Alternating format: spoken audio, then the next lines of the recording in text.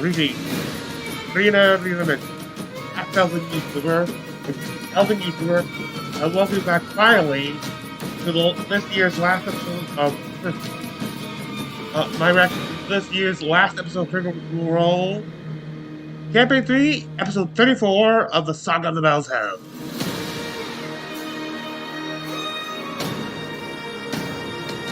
Okay. Anyway, as usual, I live here. I'm at the raid in my gift.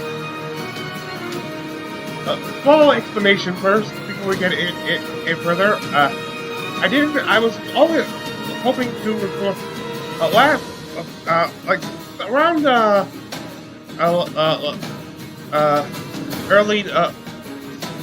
early last week.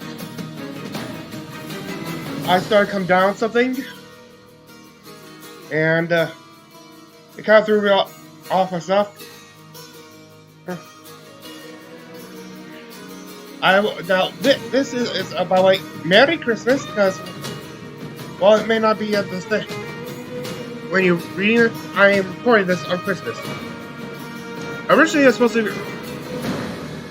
I was going to.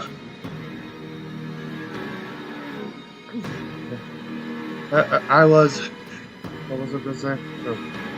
Going to record this when it was aired on Thursday, or should I say Christmas Eves.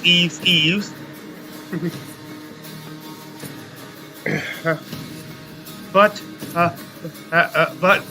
I didn't get back home from work until a little after the start. And while I probably just would have started written ads, I also have been, of course, been fighting a bug and stuff, and so was laid out and could definitely not record that night.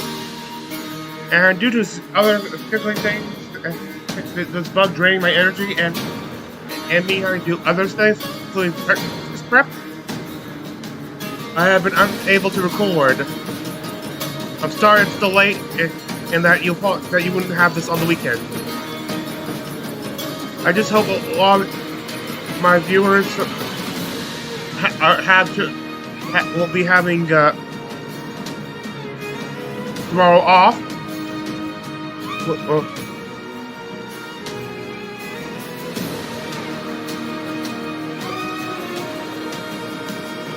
Okay, real quick, as I said, merch, including my new hat. I forgot to go with this new Isogoth scarf. And if you're wondering why new, haven't you seen this before? My sister was not sure whether or not I had it or not, so she got one. But got another one for me. I was like, oh! I opened up the hat. I opened the hat. Said, oh, an Isogoth has to go with my scarf. And it goes, uh-oh.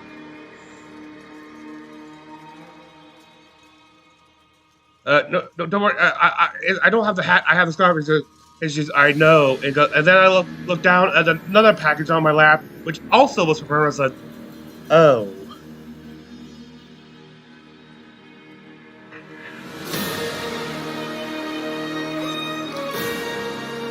Might give my original one to someone else too and stuff, because this is supposed to gift. Yeah. Also got these neck back things. I don't know what they're for both this vest fashion. Not one, as you look roguish, or so I'm guessing. Still not over it. There's like this lump in my chest that's there. Anyway. Since we are... Well... Okay, I'm going to jump into it. Just need to tell you... that tonight's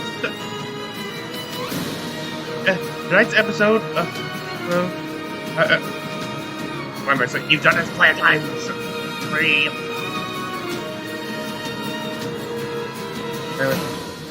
I do not own nor am I associated with Critical Role, its YouTube or Twitch channels, or any of its other online presence.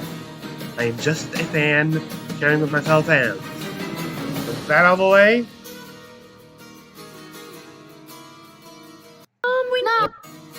I did see it. I did inadvertently see a little bit of it. This because I did actually try to record on Friday, like, but I said I was working on some stuff. By the time I had settled, by the time I was able to get to it, it was already in a re-airing, and so I couldn't rewind and stuff. So I had to cancel and just wait. And after that, stuff got away, and then I just didn't remember till now. I am real sorry for the latest again.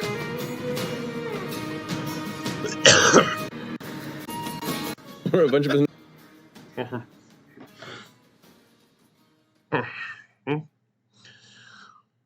Hello, everyone, and welcome to tonight's episode of Critical Role, where a bunch of us nerdy ass voice actors sit around and play Dungeons and Dragons. We are unfortunately down one Taliesin Jaffe Knight. He's not feeling well, so hope to have him back next episode. We love you, Taliesin, wherever you are. Happy to have you back. I know the I'll feeling. Doing something with that. But before we jump into tonight's episode, we do have some announcements to get through, beginning with our first sponsor of the evening, Cash App. Sam. We're back on the Finger Championship Games, brought to you by Cash App. The easiest way to send, spend, and save money, the #1 finance app in the App Store, and connect that to direct deposit and get paid 2 days early. That's money. So you're back to fight us. Yeah. No more tricks this time, McSam! Let's settle this feud the way real wrestlers do, by fingering each other in an 11-inch by 11-inch plastic ring. Me versus High Five and the Finger Blaster, and who else? The Thumb?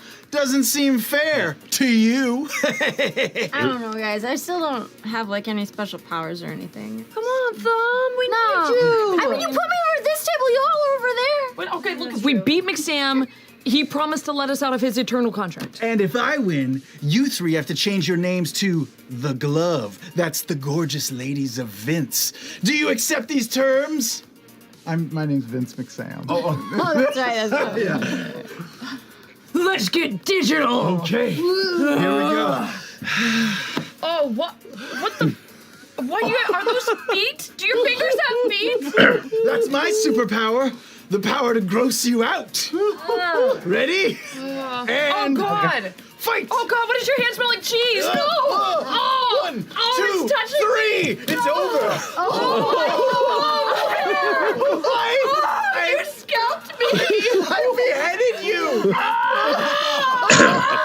You're next, High Five! Get in here! No, you have bunions. I'm not going to touch that. Get in here! Disgusting. Now, 1, 2, 3! You're done as well! You couldn't focus because of my grossness! Not so bad. What? What did you just say? There's still one member of Flo left. The Thumb! You don't even have a superpower. You're nothing. A stubby, inconsequential wannabe. You're not even a real finger. What you don't understand, Vince McSam, that's what you don't understand. My whole career, people have told me I don't measure up. I'm too short. I'm too boring. I bend the wrong way. Well, I'm here to say that sometimes you have to thumb your nose at the haters. I'm the Thumb, god damn it. And my superpower Come on, Lord. I don't Just give do a it. shit. What? A nice speech, but let's see you put your knuckle where your mouth is. Let's fight! My hair! Oh, my foot!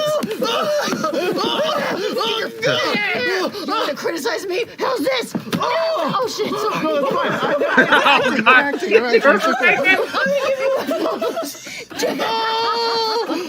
One, 2, 3, you're finished! Now, Vince McSam, I think you owe me something. You're right.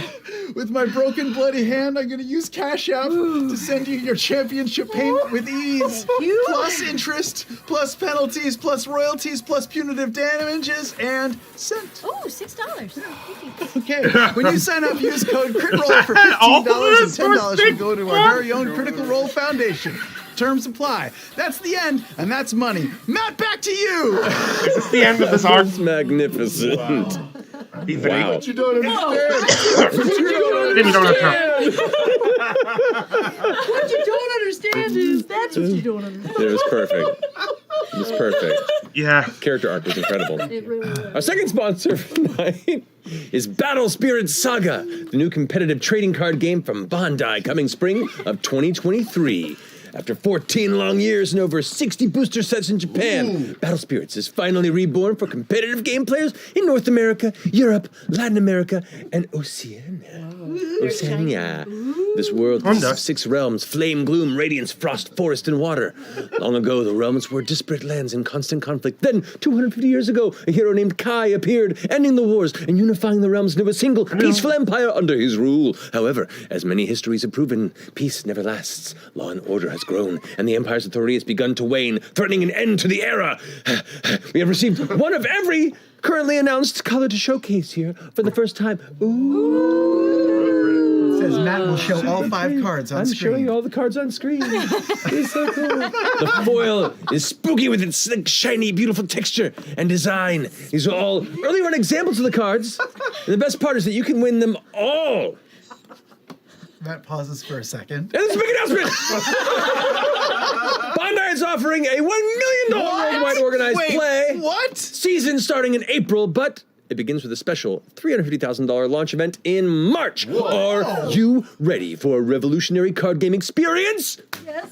Sorry. Check out the full cinematic trailer now, live on the official Bandai Card Games YouTube channel. And if you're interested in playing, free demo decks will be available at participating local game stores starting in January. We gotta start playing these cards. $1 million? So make sure to head to bit.ly/BSScrit to follow at BSS_TCG. You got it, one. And comment what you would do if you won on its pinned tweet with hashtag BSSX Critical Role to be entered into a random drawing for one of the 5 card tests. Brandings, don't miss out on this chance to win. Wow. That was a lot of coffee. Learned a lot. Nice. Marisha? I got your hair. It almost like you reached too far in your nose.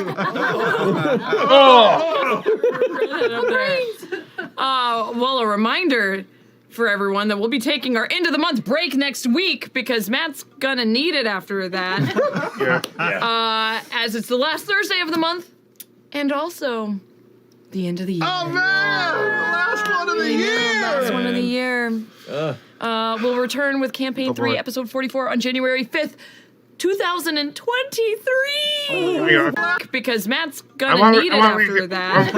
As it's the last Thursday of the month and also the end of the year. Oh man, the last one of the year. Last one of the year. We'll return with Campaign 3, Episode 44 on January 5th, 2023. That's the future. How did Future! that happen? Oh, so good. I really did go very fast. Liam! Let's talk about comic books. Critical Role, The Mighty Nine Origins. Ford Stone is available. Look at that. It's so pretty. This motherfucking beautiful book was created by our very own Travis Willingham and Matthew Mercer in partnership with our friends at Dark Horse Comics. It was written by Chris Doc Wyatt and Kevin Burke with artist Selena Espiritu, joined by colorist Diana Sousa and letterer Ariana Mayer. You can find your copy at your friendly local comic shops, and it's coming soon to bookstores. These books are so pretty. Also, be on the lookout for The Mighty Nine Origins, Not the Brave, coming next year. Oh, shit. I gotta write it. Oh, shit. Yeah. Oh, and Sam Travis, someone wants to talk about the thing. Oh, yeah, sure. In case you missed it, Season 2 of The Legend of Vox Machina is coming to Prime Video on January 28th. Yeah! And if for some reason you haven't watched the trailer yet, you fools, please go check it out. You can check it out during our break. It is the jam! Yeah! Fools. Fly, you fools, indeed. I believe. No, you can keep going. Okay. Well, and so were the announcements, it seems. Oh boy. Which I think leads us into tonight's episode and the last episode of the year of Critical Role. Oh god, this is the good easy one.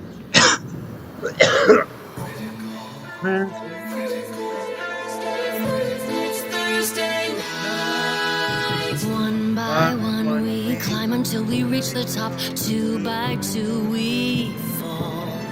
Will we meet our end or meet our destiny? Hold your breath and roll. How do you want to do this? It's Thursday night. All ye critters, come join us. It's time to continue our ride. There is magic and mystery. Who knows what will happen? He might.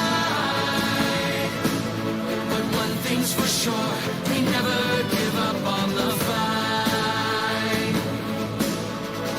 From the healer to the renegade, we all share the same goal. Adding more allies, taking more chances. Hold your breath and roll. At least try. It's Thursday night. All ye critters, come join us. It's time to continue our ride. There is magic and mystery from darkness of friendship. Hoorah! Something for sure, we never give up on the fight. Oh, get ready. It's Thursday night.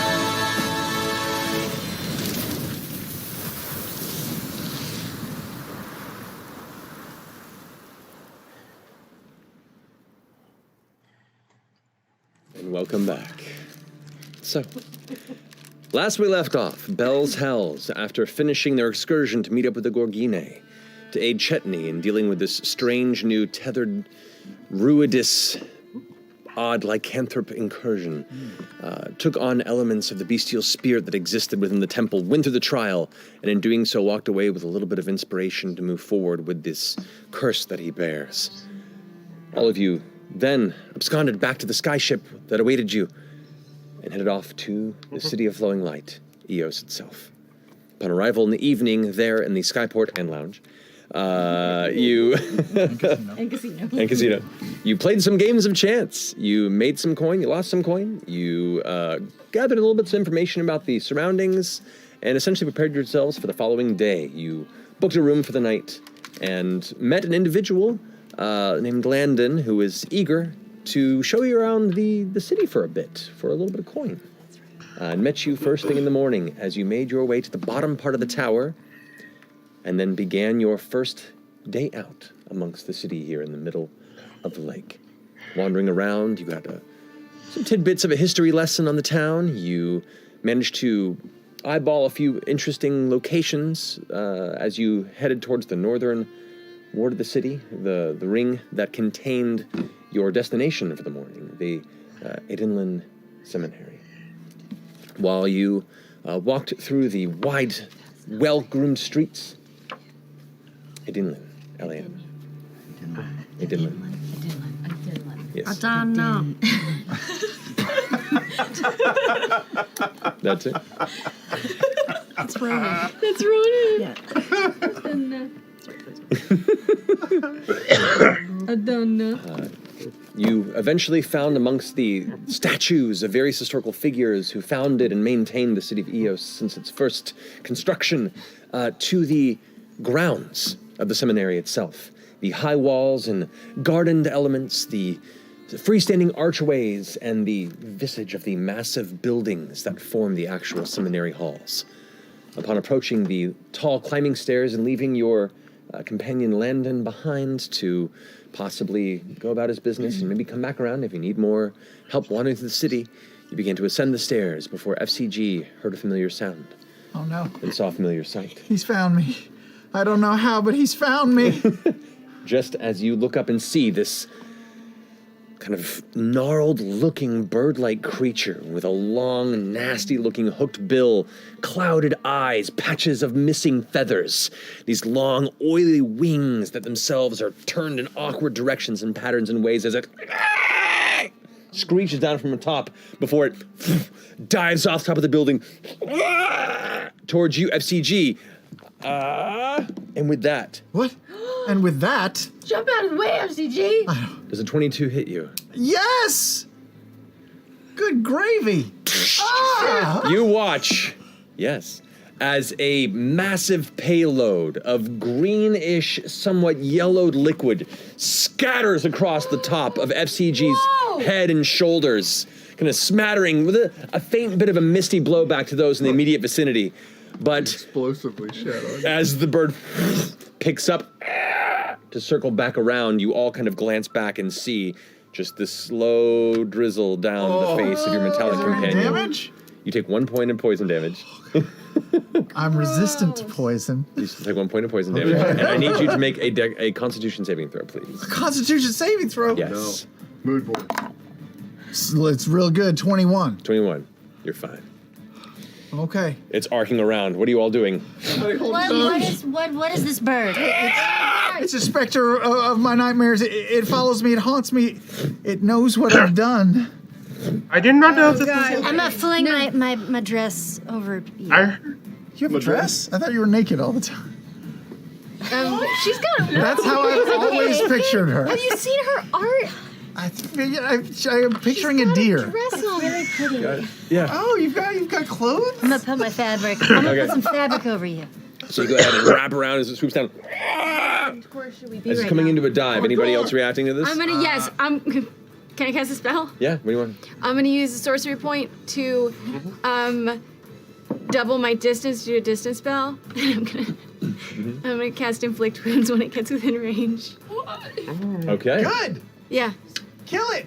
And I'm gonna, Orm's gonna push Fern and F.C.G back and use bait and switch to get in front of them, and you get an additional letters, 2 points to your AC. Okay, I'll take it. For a moment, for the next attack, I guess. As it comes close, I'll use speak with small beasts to communicate a simple idea with smaller beasts. Why are you shitting on our friends? Okay, so you shout that out while you are just shielding, I guess, Fern's nether regions and the robot underneath. You got it. As you go ahead and using distance spell, Yeah. we give it a 30-foot range. As it kind of just arcs down, go ahead and roll for an attack against it. Okay. Okay. Oh, 27. 27. Go ahead and roll damage. Dang. Inflict a wound. I only It's a did it bird. at first level, so 3d10. 3d10. Looks like a bird. Everyone is What getting is it? pulling out can't find all my their die. big Oh, guns stop. here. I don't. He didn't say bird, he said bird-like creature. Oh, it was the worst roll I've ever rolled. Well, no, that's a lie. But it's 4 points of damage. Oh, on a 3d10? Yes. Wow. 2 1s and a 2. 4 points of damage.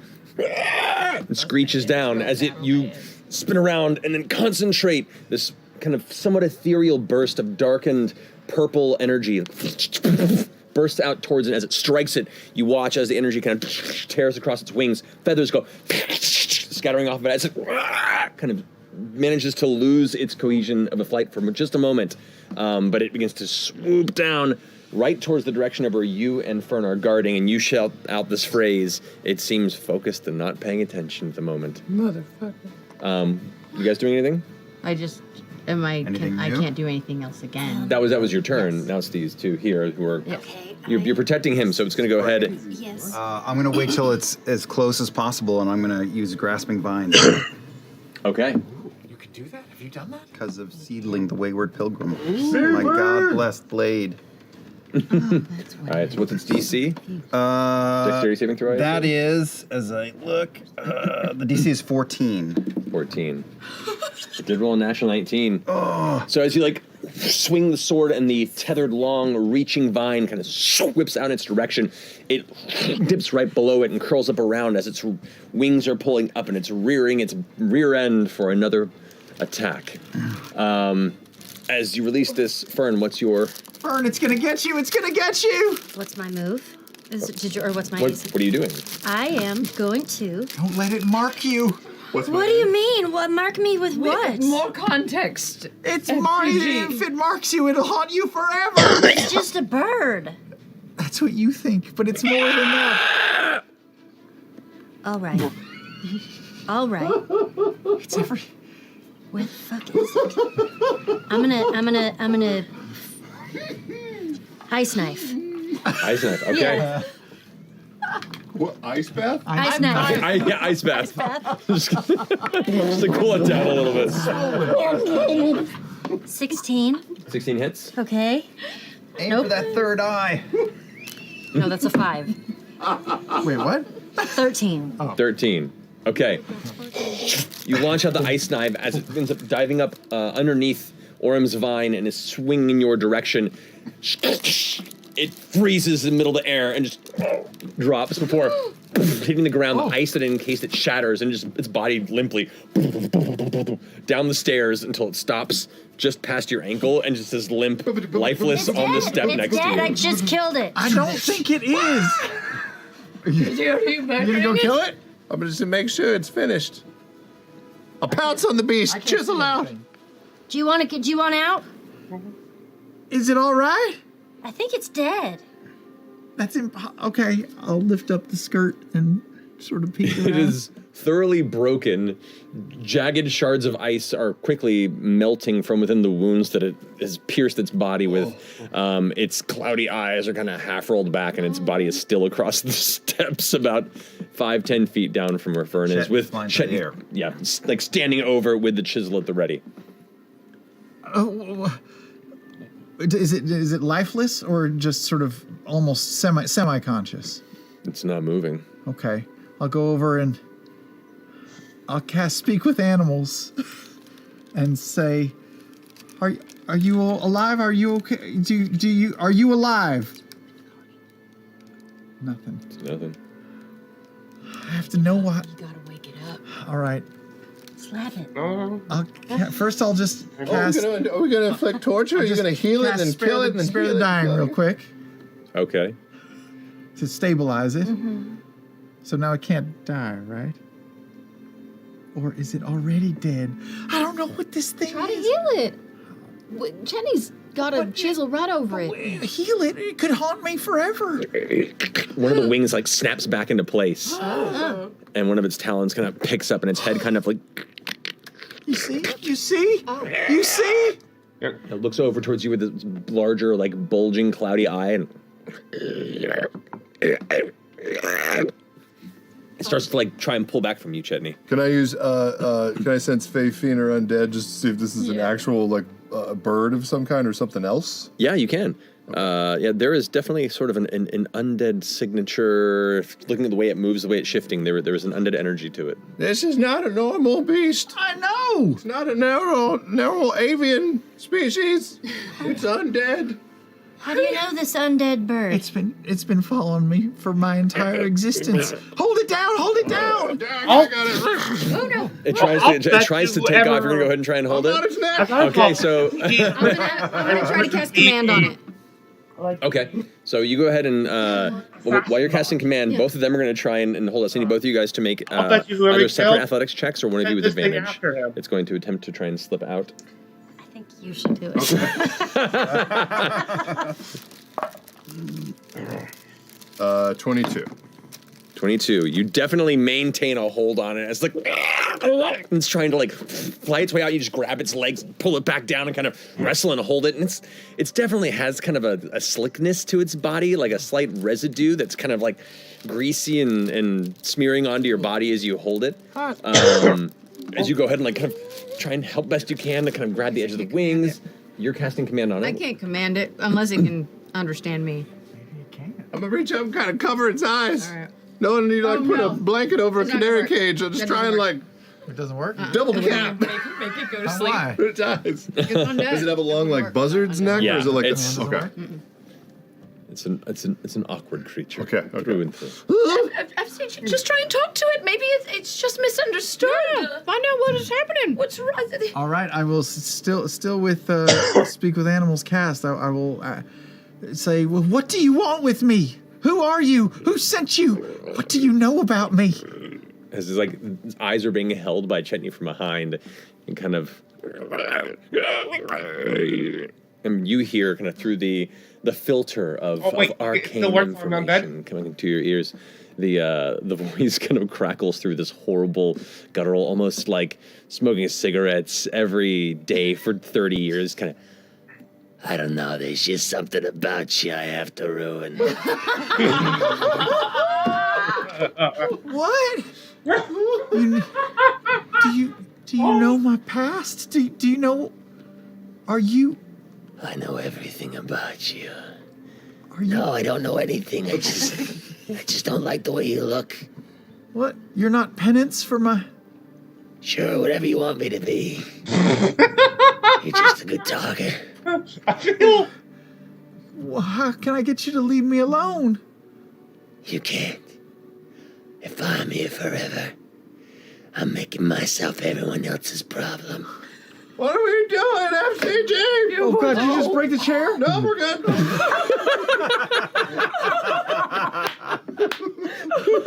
Just my femur. I don't know if it can be killed, but let's try. Hey, but what did it say? I don't. You sure you got it right? It's gonna try and break free again. Make that. Help hold it, man. I'm holding on to the rod of holding or something. Don't we have the waist? Well, that's not gonna do anything. Maybe like Well, you can stab it on. 12's not enough. I guess. Got that in a rope. As you're saying this, it muscles its way out of Chetney's grasp and begins to take up into the sky. Grasp mine again. 14 Again? DC. TDC. That is natural 19. Holy shit. Okay. Yeah. It's unstoppable. I know. That's what I'm trying to tell you. I pull out pate. And it begins- Oh, you just want to hear this conversation. Yeah, I really do. Get ready, man. Rest in peace, your throat. Yeah, what you looking for? We're dealing with a bird who kind of seems like he's a little bit like us. Honestly, he's like kind of cute. Like, Oh, really? like We got a new friend. Oh, That's yeah, right. I'm so excited. Anyway, he keeps bothering F.C.G. So maybe why don't you go talk to him? Okay. you chuck it up. The bird's like taking up, and you watch this pate kind of loops for a second and then picks up its own wing speed. What's the flight speed of pate? I feel like it's pretty good. 40 feet. 40 feet? A little too slow, unfortunately. Should have had him fly a little faster. But you do watch as he Hey, you. Hey, come on back. We're just supposed to be friends. Don't shit on ours. and the bird just kind of like begins to take off. Pate just keeps following. Is he not circling around? He's just flying away? Looks like he's flying away at the moment, yeah. Oh, wait. But Pate is on him. We can follow him. We can track him. For how long? Can Pate fly forever? Oh, shit, I should have hit him. I could hex him real quick. Hang on, how far away is he? How far away is he? By now, we'll say at this point, 120 feet. Heck. Because he did a double move. Well, he did break free. It was an action to break free, and it was 60 foot move, so 60 feet. 60 I'll say. feet? Yeah, because Hex. Okay. Hex, yeah. Hex, yeah. And that just happens, right? There's no saving throw on that, if I recall. Correct. All right, so Roddy's sister's flying away. And Pate, behind it. Wait! I want a buddy! And, And I mean, first clarity, I'm casting into my 1/3 level slot. okay. So now it lasts for... So I can track him for 8 hours. This is our day now? Isn't that how this work? Yes. Steps of the seminary. Turn around. Bell's Hill's Follow duck that hunt. There it is. I have two third level spots. All right, so you watch as elements of the nearby shadow of the rising towers of the seminary as it begins to try and fly off in this off-kilter, partially broken and slowly mending pattern to its wings. There's been a The shadows, problem. stick to it, almost like they're firing ink from the far corners where the light isn't quite reaching. And as it sticks to the bird, the hex takes form, and you sense within your consciousness, Laudna, you can just feel where it is. No matter where it goes, as it leaves your visual range and the bird flies off, a little sign of little Pate, this nightmarish fairy-like creature, and just kind of keeping off there going, why? You said as it was leaving its wings were repairing themselves to a degree? Yeah. Great. So it can heal itself? Yeah, it's Did not... it say why it was undead? What happened to it? I believe... What happened to it? I didn't get into an origin story. Why didn't you ask it? It was only down here for 6 seconds. Well, why don't you tell us what you know? You just said that thing was following you for your whole existence. Your new existence or your existence? As long as I've been around, I've known it, and it's known me, and it's been following me. It's not always there, but it always seems to find me again wherever I go, no matter what I'm doing. And it desecrates me. It shits on you. It shits on my head. I want to know. At first, Prestidigitation. At first I thought it was just a pesky bird that thought my head wires were some sort of a nest.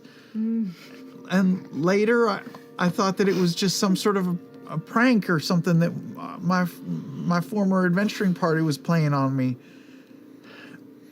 But now I realize that I think it's like an albatross. Like it's my guilt for things I've done in the past, and it's haunting me. It kind of looked like it could actually have been albatross as well. Or Like it an could have been. albatross.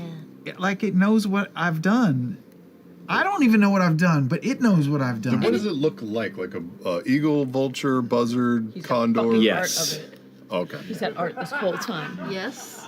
It fucked up bird of prey. Yeah. some kind? Let me see. Oh. Let me see. Like a stupid vulture. Yeah, it looks like it was probably more of a scavenger bird than like a bird of prey. Okay. At least at some point.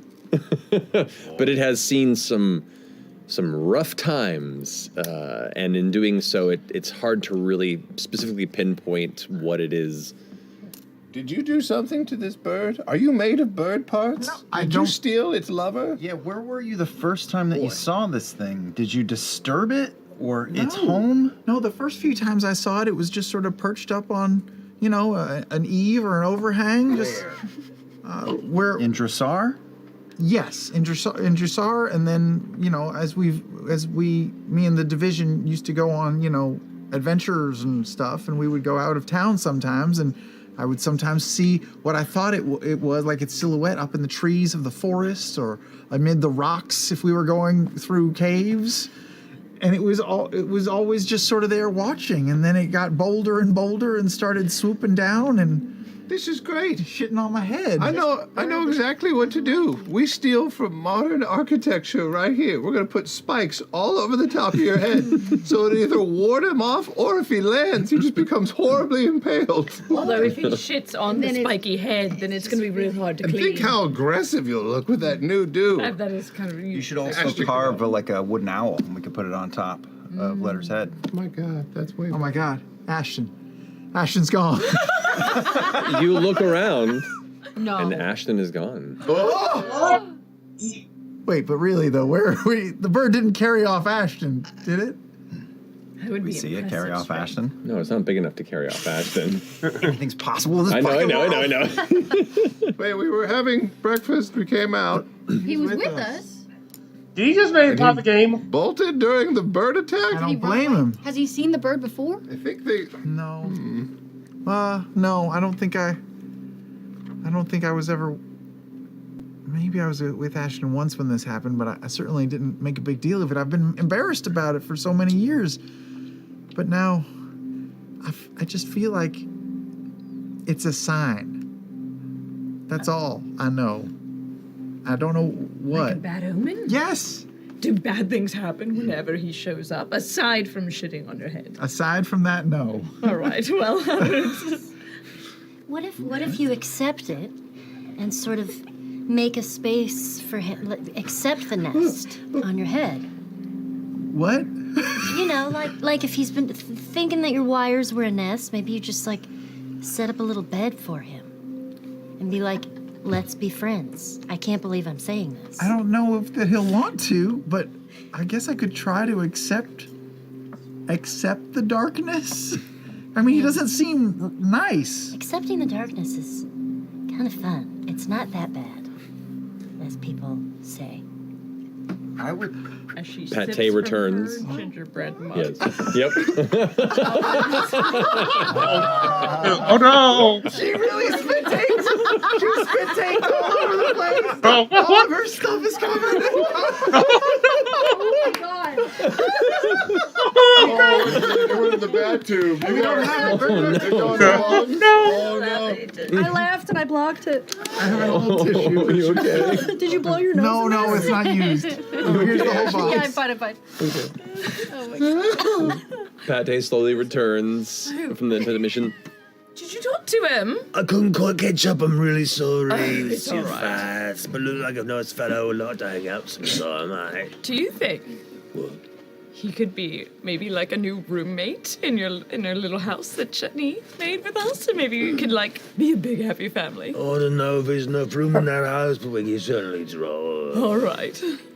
Should we message Ashton? Figure out where they went? Yeah, good idea. Yeah. Do I see them in the crowd anywhere if I scan the area? Make a perception check. Roll.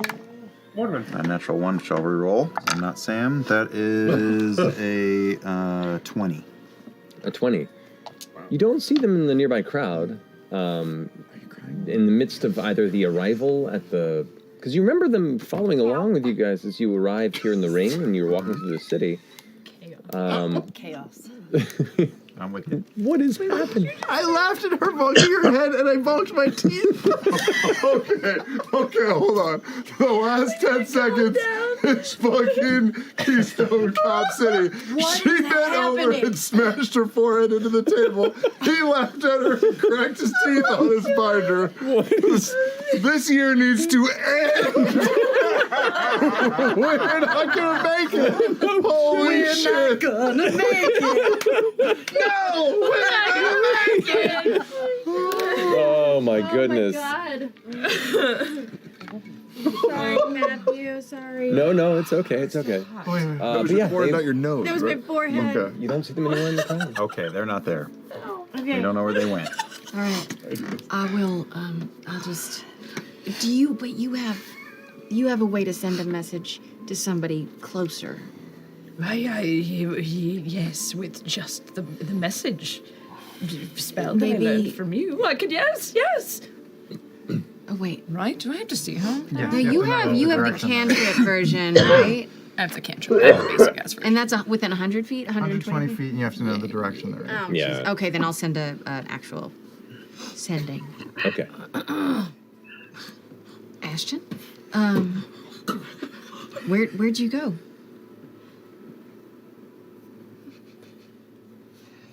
Hey, don't worry about it. Following a thing. I'll catch up with you later. God, that's so Makes me tough. so mad. How was this request? I like it. He's following a thing. He'll catch up with us. Okay. Maybe he's following shithead. Maybe. But I don't want him to be alone with bad things could They didn't seem to. be concerned. Yeah.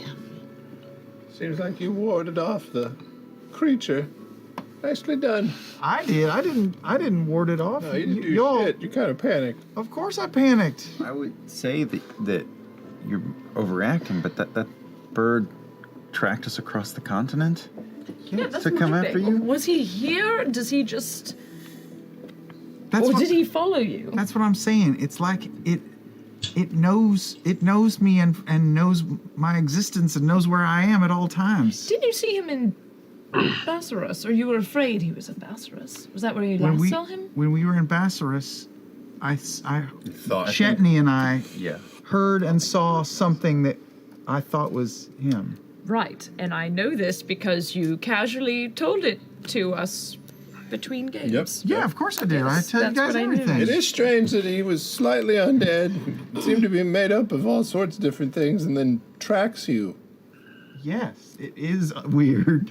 What if he's a part of you? I don't even know how that even makes sense. What does that mean? I don't know. Like I'm made of his parts, or he's made Or of like my somebody parts? Yeah, like- sent like- it to follow you? Yeah. Did he seem to know why he was following you? He did not. He just said what? He kind of was blasé about it. I said, "Why are you following me?" And he said, "I don't know." And then I said, "Are you haunting me because of my past?" And he said, "If that's what you want me to be," or something like that. He seemed sort of passive aggressive. Is that what he said? I don't. Is that ish? Ish. Well, maybe we need to get to the bottom of what his goal is with you. He's kind of douche about it, actually. Yeah? Like, maybe we need to figure out what he wants with you. Yeah, I know. And figure out why he's undead. Why he's living. Well, we're in Eos, where I have been told that there's lots of answers about lots of things. Your mother, probably more important than this. And all sorts of us have It's answers just my mother. here. You've got a bird that poops on you sometimes. What I'm saying is, if there's time while we're here, I would love to find out more about myself if we can. Yes.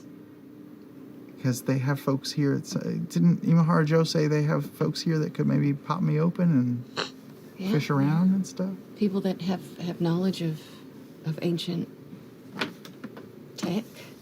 Maybe they'll pop me open and find like an egg in there. And that bird wants his baby back or something. I don't know. I want my baby back. Maybe he also has voices in his head controlling him, like the way I have had Delilah in mine. Maybe Delilah is in him now. Oh my gods. It's just a theory. It's just one. Delilah doesn't talk to you anymore? She hasn't yet. That's good. Yes. Is it lonely in there? No, I have all of you. That's nice. And Kate. Yeah. Oh God. Well, let's keep going. Yes. I'm sorry, everyone.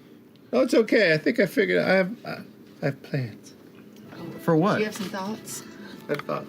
About what? About my bird? I'm going to devise something to ward off this bird. Oh. Yeah. Don't you worry. All right. Some sort of a trap. All right. Well, we're at the seminary. At Adenolan Seminary, right? Mm-hmm. How do we get in? We have papers.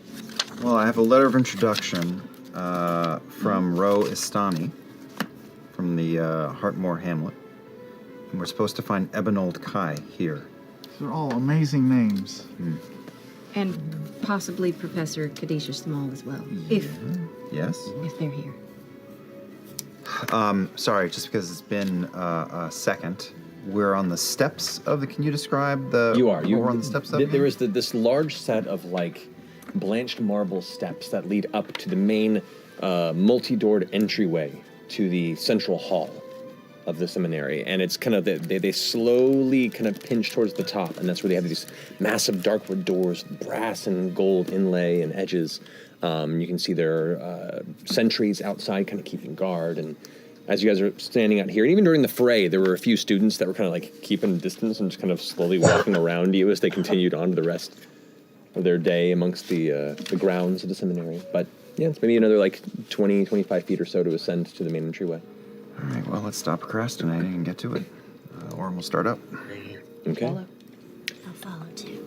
Alrighty. Make sure you maintain So your the six of you make ascend sure to the you top, maintain your where health. you can see the sentries kind of acknowledge your arrival, but aren't particularly taken aback by it. And you get the sense, most of the student body here seems to be from at least people you've walked by and encountered from all over Exandria, though there is still a majority orc populace here within the city, orc or half-orc or Unia. But you see many different ages, mostly in kind of the young, late teens to mid-20s, but then there are some older students as well that maybe had come in here for their own supplementary studies later in life. And it's just about 2 dozen or so that you've come across around here. It definitely kind of has a multicultural, gathered sense to the student body. Entering through the front doorway, you can see inside already there's the tall ceiling of the continued white marble aesthetic. You can see there's strange embossed symbols and mathematical schematics or map details without label. That just, you're uncertain if they're just decor or if they have a particular utility or not. But as you walk inside, is bright and comparably colorless as it might seem, the details in these various lines are beautiful and kind of give a unique sense to the interior. There are some floors set like dark iron braziers that kind of just slowly crackle and burn with flame, but there's no heat in the proximity of them. And the metallic braziers that carry them are almost sculpted in these whirlwind-like swirls, but they're perfectly sculptured to be balanced until they eventually come up into multiple kind of curves, almost like a flame tornado of darkness that gives birth to its own kind of crackling embered flame within. There's about 7 of them scattered around the interior here, and you just, amongst the little bits of whispers of conversation, just that occasional that crackle of fire sound kind of echoing throughout the hall. You can see there are 3 different hallways that spread past the central clerk desks that you see here. There's right across from where you are this like kind of arched doorway that comes to a point, and beyond that you can see a very long hall where you can kind of barely see the shadow of figures walking through that space.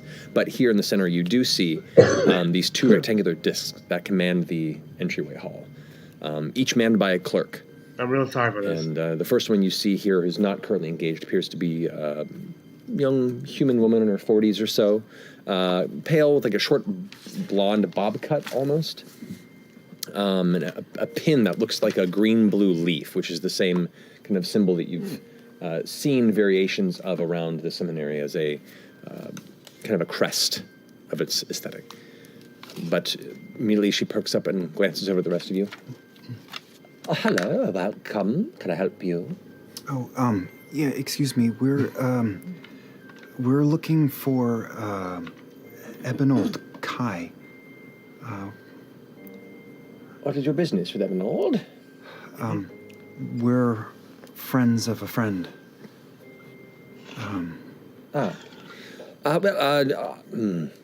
Unfortunately, he's cancelled his classes a couple of months ago and hasn't been seen in the seminary for some time. I believe he's either been on holiday or he's restructuring his curriculum, I believe is the going assumption. I do know that the headmaster is rather unhappy with his recent disrespect for the seminary's calendar and likely threatening a replacement if he doesn't show up soon. So y'all haven't heard from him at all? No, he's likely holed up in his home or off on some excursion. Do you know where he lives? He does live, if I recall, in the vigil quarter of the Dominion Ring. Not sure where specifically, but he's always knocking door to door. He's not. Oh, right. And what's your name again, ma'am? Oh, Carol. Carol. Do we maybe want to ask about our professor? Sure. Is Professor Kadisha Sumal still working here? Oh, yes. Professor Sumal is not scheduled for lectures at the moment. It's been more focused on research. I believe they are supposed to be back tomorrow for a meeting around noon, so you could always try back right before that and see if you could catch them. Wonderful. Thank you. Of course, of course. Are you looking to enroll? Currently, no. Understood. Do you need a new professor to fill Ebenold's position? If you have credentials you'd like to submit, I could certainly take them to the headmaster. There is Okay. a What are all the full credentials that you need? Because I just want to make sure. Well, it would be more of an assessment of what your background is, your years of teaching tutelage, your specifics of training and study, examples of published research papers, preferably. We are quite an established school of learning here, so we want to make sure that you have a certain level of respect within the community. Yes. We pride ourselves on the quality of our instructors. So, yes, anything that you feel would be best representative of your studies, interests, and capabilities. Okay. What's your speciality, if I might ask? Boy, you name it. I'm kind of just like a jack of all trades. Kind of whatever you need, just fit right in. Mostly, lots of stuff with like fire. Right. Okay. But there's lots of things I can do. I've learned really quickly, but I'm very, I've written some things. I've written some papers and pamphlets, and I'll make sure to just put together like a whole thing. for you later. Yes, please do. I would love to see it. Okay. So I'm sorry, what time did you say Professor Samal was scheduled to be? Noon tomorrow. Okay. Do we even know what those guys did? Like, what's their specialty? Professor Sumal was doing research on Rudis. You're the first to pick up on this, Orm. The conversations, the whispers in the halls, the kind of just general kind of gentle, lively energy of the halls here seems to fade. An odd stillness and can only be described as a presence kind of creeps into the back of your shoulders. You feel your body kind of tense, and everyone kind of stops and steps aside as you hear these soft but deliberate footfalls. Stepping from the far left hall, you see a hulking figure step into the main area here in the seminary entryway. You see what looks to be this being vaguely human, somewhat messy red hair and pale skin. They're wearing an elaborate, loose, sleeveless vestments that drape around them like long robes with strips of kind of golden embossed material, sleeveless, wielding these massive hammer-like muscular arms that are covered in intricate tattoos and adorned in platinum bracers that have all manner of glyphs carved across them that devour about half of the forearm. Their face is covered in a bronze mask, like a dark bronze that lacks eyes or features. Instead, you see a patterned array of fine script and symbols across it. It just kind of steps into the room. As it does, both the clerks just get quiet and stand there, kind of not making eye contact in that direction. What's everyone's demeanor in the room? Is it just like composed respect, or fear? Polite apprehension. Okay. Is the best way I can describe it. If you want to make an insight check, I can give you some more specifics. I'm gonna do a detect thoughts on Carol. I was just gonna fucking talk to her, but yeah, we could do it. So Yeah, you you detect go. that. You go. 12. Yeah, that's about what you get is respectful apprehension. Your surface thoughts that you begin to just glean from Carol is, I wish these things would leave. Every time they come by, it makes me nervous. I don't like it. I don't like it at all.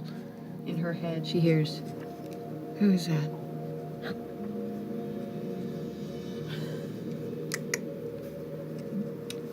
She's like kind of glancing around, confused. Carol, over here. Right here. That's right. Who is that in the mask? I don't rightly know. They're here along with a representative from Vasselheim. Anybody here have proficiency in history or religion? Yes, I do. Go ahead and roll for me if you don't mind. I for some reason do in history, which is hilarious. Okay. I rolled a 2. Dang it. No. Vasselheim enters the game. Roll a natural 20. On That means I'm proficient, right, when that's there? Yeah. Yeah. history or religion? History. History, okay. So 22 total. 22. It was or You, in your time being kind of an indoor latchkey kid with Maury for a long time, you like to read the weird shit. You like to read the odd bits of history and the things that are kind of either rumor or just, a little macabre and off the beaten path. And as soon as this entity steps out, you recognize the patterns on the mask and the descriptor. This is adjudicator. A what? Adjudicator. Adjudicator. You know judicators to... Not an adjudicator. A judicator. They are considered the traditional guardians and hunters for the high temples of Vasselheim. Hunters? Originating with the early wars of the Calamity, a rigorous and transformative series of challenging rituals and secret divine blessings forever bind and change the most pious of warriors into exalted soldiers and bloodhounds for the gods. Since you rolled a natural 20, and what's the total on that then? 22. 22, okay. It is rumored that they volunteer themselves, giving everything to the cause, their individuality, their lives, to become a weapon for the prime deities. Outside of times of war, adjudicators primarily act as bodyguards to the high clerics, protectors of the most holy of relics, and sometimes wardens in the deepest of Vasselheim's prisons. But they're rarely seen in public, and those who know about them often consider them to be boogeymen that are highly exaggerated to bolster the prominence of the temples, or the practice of their creation has fallen into ancient history and they don't actually exist anymore, and they're just spoken of as whispers. But seeing one in public, and this far from Vasselheim, means they're also likely not alone. That something extremely important to the higher temples has brought them here. Looking for the stolen texts. 100%. How long have they been here? The better part of a week. Do you know about... Are they here for you? Oh, I've never seen them before in my life. Everyone seems so on edge.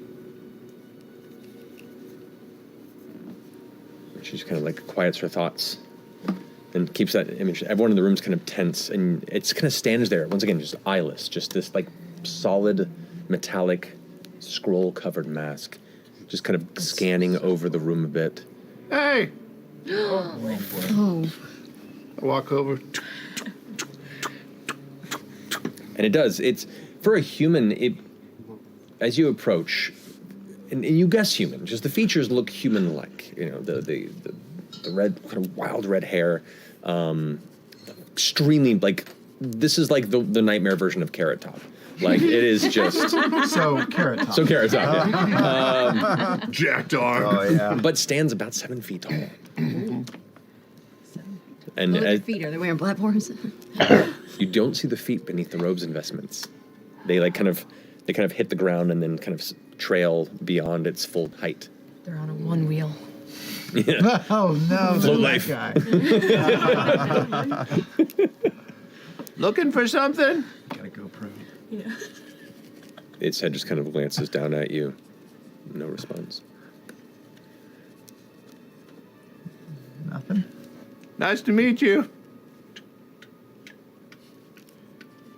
It just follows its gaze, or where its gaze would be, follows you as you approach the rest, and you can see it making a very slow, deliberate scan of your. Thanks for that shit. And as I was close, the platinum bracers and the symbols, like anything that of particular emphasis or note or a symbol. Make an Arcana check for me. Yeah, this is 17. 17, not bad. From what you can see, while you don't have time to like deeply give a detailed analysis of it, there are a lot of abjuration-based inscriptions. Some of it appears to be text, like not actual enchantments. Some of it looks like it's just religious phrases in a language that you don't understand, that are just written almost in a presentational, decorative way. But then those are woven around actual enchanted glyphs. And it is, from what you can see, all across the arms, then up the sides of the neck a little bit, and then the vestments kind of take over from there and just kind of like fold over these massive layer over layer of like long vest, long robes, just kind of hitting the ground and dragging behind as it walks. It says on his forearm. You can read this here too. Extremely. Yeah. Objects in Bracer are closer than they appear. Just a minor question, but since we've been watching this figure for a while, can I tell, using Know Your Enemy, if they have any levels of fighter to them? It would be in comparison to mine, so... Right. You don't gather any sort of fighter. No martial vibe to them? I mean, there's a martial vibe, certainly. Paladin. But Paladin.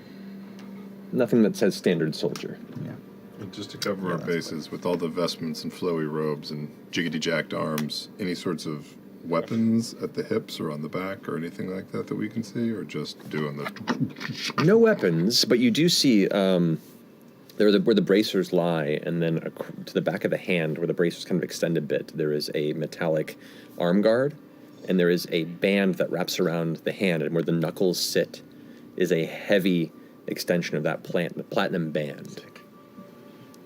Cool. And you said featureless mask, but there's eye holes, or is this person there's walking no around? eye holes. No eye holes. Cool. Super cool. It is just a solid iron mask with no features, with just all these scrolling designs kind of born and carved into it. Cool. Cool. And it's about this moment that it kind of finishes its scan of the room and then exits out the main entryway and begins to descend the stairs outside. And as it does, you kind of glance past and kind of watch as it exits. The guards, the actual sentries of the city, kind of move to the side as it moves past. And you can see other students who also notice it approaching begin to scatter. Everyone's just kind of avoiding this thing as it hulks down the stairs. Never seen a judicator. Slowly the air kind of comes back into the room and the students begin walking about their business again. Someone whispers like, "Do you see that? What the hell is that thing?" People kind of go off to their own business. Does anyone know what that was? I actually Oh, do. good. I actually do, but do you want to discuss it here? Sure. Well, I've read about these things before, and I didn't know that they were real, but they're basically just guardians or hunters for Divine super soldiers. High Council, and they volunteer to become weapons for the gods. Wow. What Who are they They're called guarding? adjudicators. Carol? Yeah. Carol? Yeah. Yes. Hello. Sorry. Yes. They guard someone who? Are they with someone? Are they protecting someone? Like a muckety muck? I don't know. There's at least one other I've seen around here. They've traveled as a pair before. They've gone independently. Yes. Other one looked half giant. They're here with some other emissary from Vasselheim, I suppose. They are. But you don't know who the emissary is visiting with or wanting to see, or? I don't. Nobody seems to question. We've been given instruction to let them wander as they see fit. Wow. Instruction by whom? By the headmaster of the college. We don't want to get involved in any sort of messy theological business here. We're a school. And if indeed one of these things is walking through here with purpose, I don't even want to attempt to step in its way. Do they talk to anyone? I don't think they talk. No. Should one of us tail it? You said, oh yeah, you said they've been here for about a week. Wait, how long did you say? No. How long have they been here? I just told her. Hey, we share all our information. I spread out the information. Fair enough. That was insane. How long have they been here? About a week. Oh, fascinating. Well, shoot. Did they? Are they looking for anyone in particular? Have they asked for anyone? I don't know. Did they talk? She said no. I just keep my head down and do my work. We're in trouble. Sorry, we're asking so many questions. They're just so different than anything we've seen before. It's also this is the information desk, so you know. That's true. Make a deception check. They are just really interested. I don't know. Oh, that's a 27. Ooh. 27. You see, like the more you begin asking questions, you see her eyes starting to wonder what you're actually on about. And then as you begin to pass this off as actual curiosity, she relaxes a little bit and kind of, well, I have to get back to my business. Once again, return tomorrow if you'd like. Of course. Right. Professor Samal here by noon, and we're paying a visit outside of the school grounds. Thank you. You don't have any, address or whatever for Emerald Kai? You've got to have that in some sort of, registry, right? With all due respect, if indeed you are friends here to see Ebenold, this is information that you probably would be privy to, and I'm not of the mind of giving out the home addresses of various professors to strangers who walk in and request it. No, you know what? We are, That was and a I was test. testing you. Yep, Yes, got 'em. yep. You passed. Nice, Good very job. good security. We'll make sure the board of here. directors hears of your Nailed it. professionalism. Tenure will be yours. Right. One more question, just real quick, just because, in case we do want to enroll, is there a program here or a department or a professor who's particularly into mechanical doodads and whatsits and engineering sorts of things, building? There is, yeah. There is a program specifically based around the development and advancement of automations. And There is. yes. Who runs it, or where which building is it, or? With all due respect, Doing of the respect. I don't know who you are, and if indeed you are friends with members of our esteemed group of professors here, they might be of more aid than I would be.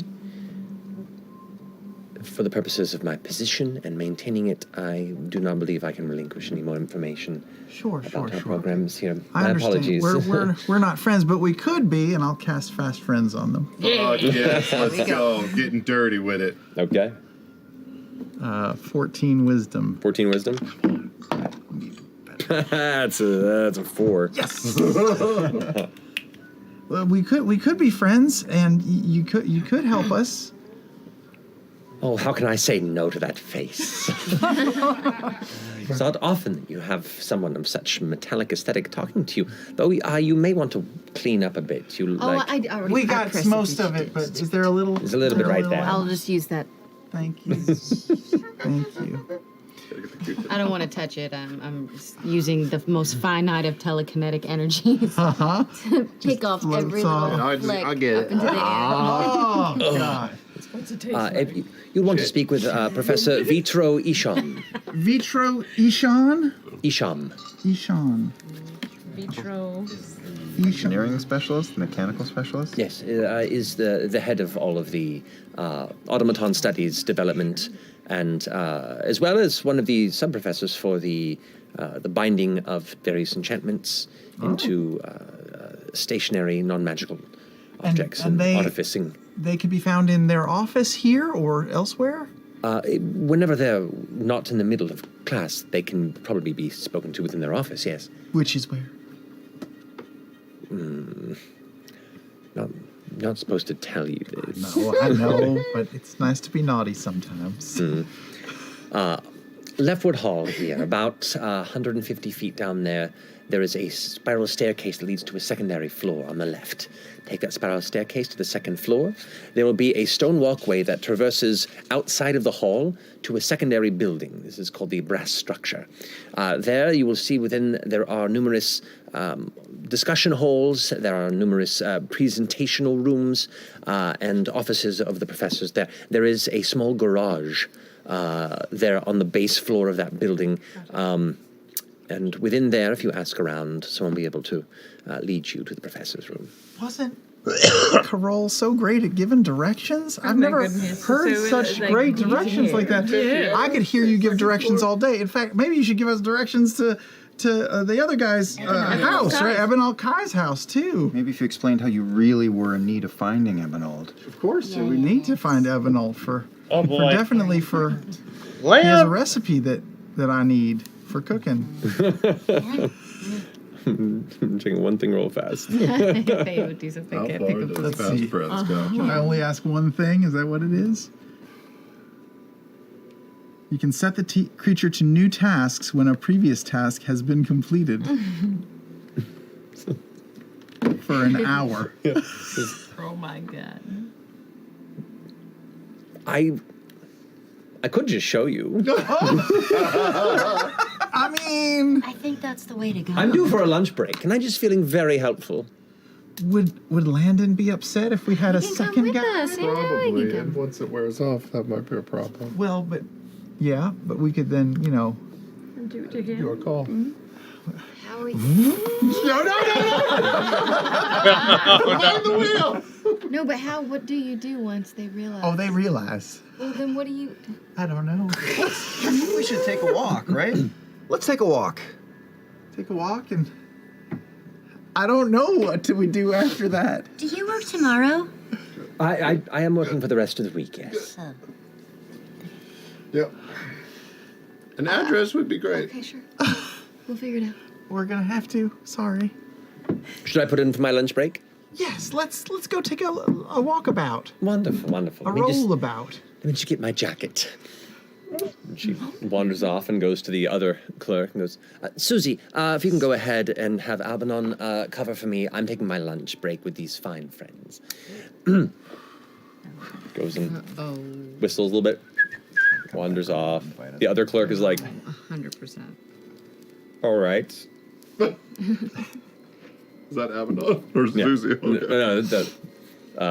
Susie's like, all right. Yeah, actually, that would be Susie. Yeah, that's Susie. Lead the way. Eventually, she comes back. This nice little jacket on. It's like a dark blue with kind of turquoise, almost like embroidery along the sleeves. It's just a nice little kind of blazer, if you will, that she puts over her robes where she works as the clerk. Very well, follow me. What a beautiful blazer. Thank you so much. She goes ahead and walks down the steps and begins to guide you through the more prominent elements here of the ring. And now, we are still in the Dominion ring. Do we have to kill this girl? We just gotta get as much information out of her as possible before she hates Maybe us. we can... Might ban us from the place, though. Yep. Or... Unless we, How deep do you think the lake is? No. What? We're not gonna murder a random clerk. We might have to. No, we're not. We're 3 and 3. We're split on the subject. We'll see. If only Ashton were here. The street. She whistles and reaches into her little bag and goes, oh, I have to take my vitamins. She's ill. She's just health conscious. Health conscious. You're right. Antioxidants. But she could be iron deficient or something. That could be, a little bit of The trick is, you have to really, really actually befriend her. That way, when it wears out, she still likes you so much. Let's ask her what her favorite baked goods are and her favorite color and her favorite flowers, so we can Carl. Yes. Tell us a little bit about yourself. What are some of your favorite things in life?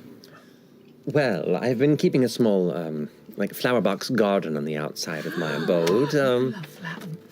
Oh my goodness. I love flowers so much. Wondrous, wondrous. I had to send away for a special kind of blend of Isilrin tulips and these Haldorian, North Haldorian flowers that only grow just beyond, what's the range called? The Stormcrest there. Wow. Stormcrest lilies. They're quite delightful. The light purple. The purple color that they get is Ones quite. are so hard to find. Take another one of your pills. Pyridine tablets. And how long have you been working at the seminary? About 5 or 6 years or so. It's not terribly challenging work, but it has some nice benefits. You get to meet some interesting individuals and occasionally get to have an outing with a new friend. That's us. Do you like working there? I do, actually. Yeah? I do. More than anything, just seeing the new students come every year and watching them progress and get involved in their own particular dramas and the whispers that come through, it's enough to keep you interested for some time. I Bet you're everyone's favorite. Do the students just love you? Not really, no. Oh. No, they just kind of go in and do their work. Oh. I say hello. Some are nice, some are blasé, some are busy, some are a bit prickly. But, weren't we all to a certain degree at that age? Do you have plans to expand, move a little further there, or are you loving where you're at? Make a persuasion check. Okay. Are we actually trying to befriend this Yeah, person? it's like those rom-coms where They know we cast a spell on them when it's up. But then when they find out, they realize that they fell in love It's during like the movie. Overboard, you know? Yeah. Goldie Hawn eventually gets her memory back, but she likes him so much that she stays. Or Love Potion number 9. Or Exactly. Yes. Yes. Or all those movies that don't fly today. Yeah. Yep. I'm pretty sure Overboard holds up. It's been a minute. Oh God! I did not even think about how terrible that would be. Well, both I've been scrimping and saving as time has gone on, but I've also been kind of turning around some small knickknacks as I've been finding them, cleaning them up and selling them on the side back to some of the various shops around here, making a little bit of extra scratch. And I figure once I have enough saved up, I might just get a little boat and maybe meet a nice little fisherman, and we'll just live a comfortable life, not quite in the city, but maybe beyond maybe the Eastern Bridge. The Eastwood Bridge, I think, would be a nice little space to just retire out there and become, I don't know, one of those couples that lives off the land. What kind of knickknacks do you make? I know. Have you ever taken any from the school? No. Just like Goldie. You have. Well, nobody was making any use of it, and nobody missed it. And I figured I was bringing it to a proper home where it could be appreciated. Oh, spill it, girl, spill it. What was it? I don't want to implicate myself. Oh, we're friends. Yeah, we're friends. Well, You can we're tell me. friends. Your Yeah. companions are nice. Go on. Who'd you nick it from? I won't say who I nicked it from, but there was this really nice bronze lion statue with emerald eyes that was used as a paperweight for quite some time by Professor Dinon, and when he asked for his room to be cleaned, I just set it aside for a few months to see if it would be asked about, in which case I would return it. But after about 8 months of nobody noticing it gone, I cleaned it up a bit and made a nice little chunk of change. Wow. And here we are at the Vigil Quarter, which is where he supposedly lives. I kind of pulled a piece of paper and looks at it for a bit. Avenal Kai? Professor Dinon. Yeah, Professor Dinon. What you do see here is a dual-tiered neighborhood. There is a large metallic gate with like swirling bits of metal bars that kind of like bind and swirl around it. So they give it like a cool visual aesthetic, but also prevent people from pushing through unless they're really tiny. You can see there's pikes across the top, and the main entryway is open. The gates are open, and there are 2 sentries on the outside with their familiar kind of mantle and long kind of blue silver robes.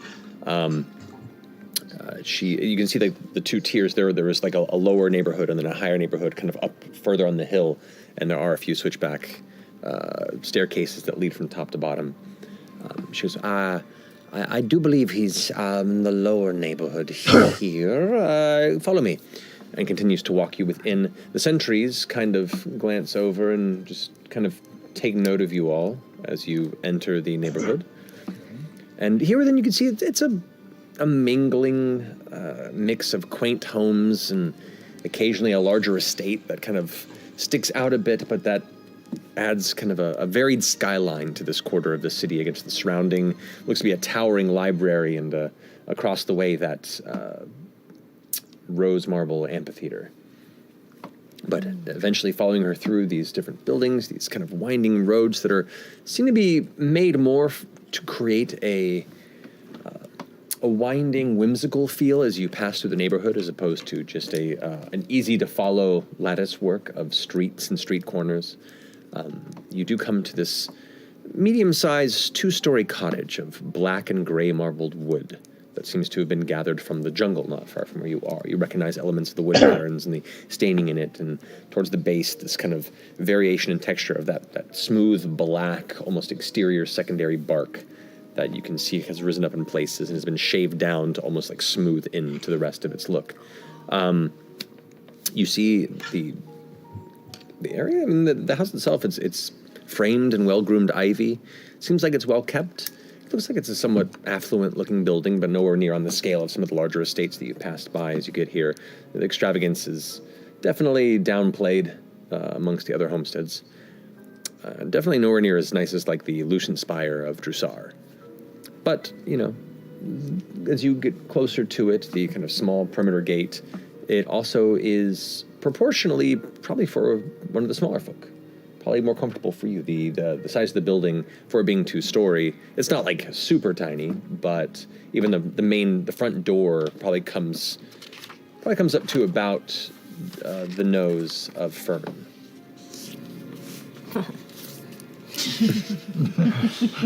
Anyone that's your name? Well, this I was just thinking how funny it was. this is the address of the professor. So I hope this has been helpful. It's been wonderful. Thank you, Carol. I should probably get back to my. Yes, of it's course. almost the end of my hour-long break, And so it's I'm going to go the ahead end of and- an hour, so I just want you to remember, Carol, that we've exchanged so many words with each other today. Very Please well. remember them. Are you gonna go? Are you gonna head back? Well, yes, I have no business with the professor, and I do have to return to my. You also said this is your lunch break, so I mean, the least we could do is buy you lunch here. And I pull out like a little kerchief with a couple of coins in it and say, "Here's some silver. Lunch is on us." And I hand her 5 platinum wrapped in a kerchief. Okay. Oh, thank you. I really appreciate it. No, it's sealed up. It's Okay, sealed up. rolled up entirely? Right. Well, I will go quickly find myself, I don't know, roadside hoagie or something. And Here is a purple poppy. And There were lilies. She wanted lilies. I just wanted the lilies. I don't have the lilies. Oh, fuck. With the poppies, Silver and tulips. these reseed themselves. So, dry it out, keep the little seeds inside. I think you'll really enjoy them. oh, wonderful. Thank you so much. That's very pretty. They sing a little bit sometimes. Really? That was when you ate the tree fungus. Oh. Thank you so much. You've been a delight. As have. Don't get to meet and hang out with new folks very often. Anyway, I'll back to work I go. All right. Good luck with the professor. Bye. Good friend. So fun. Just wanders off to the rest of her day. All right, I'll follow her and see you in a second. I mean, we could. No. She's been bribed. She told us some secrets. She'll remember we have that. blackmail on her. Blackmail And and she'll remember extortion, that she one or said the other. it. So that's fine. Boy, I like her. boy. You too. She was great. Yes. She was great. But if that spell wears off and she starts coming back this way, we should probably get in and get out. Oh yeah. She won't. Toot sweet. Does it look like there's anyone home? Any activity? Make a perception check.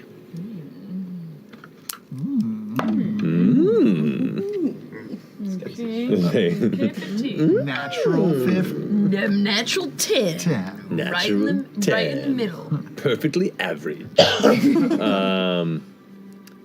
Glancing from you, you see the windows, the curtains are drawn. There doesn't seem much of any immediate visual sign of a bustling interior, necessarily. No, like, pile of newspapers that look like they haven't been collected or anything like that. No. Not with the 10, you don't see anything. You said we walked past the equivalent of like city guard a moment ago, right? Yeah, and you do see the occasional patrol of like 1 or 2 of the sentries walking through. You do have a really high perception. Beyond the small gate, and the gate here is less to keep people out, meaning, anyone with, sizable athleticism could vault the exterior gate, but it's... Yeah, well, said not everybody. But most of the bushes and elements of greenery that both feeds the ivy and is kept around the house has been not manicured in some time. There's definitely a bit of overgrowth and some weeding that has begun to overtake parts of the exterior. Right.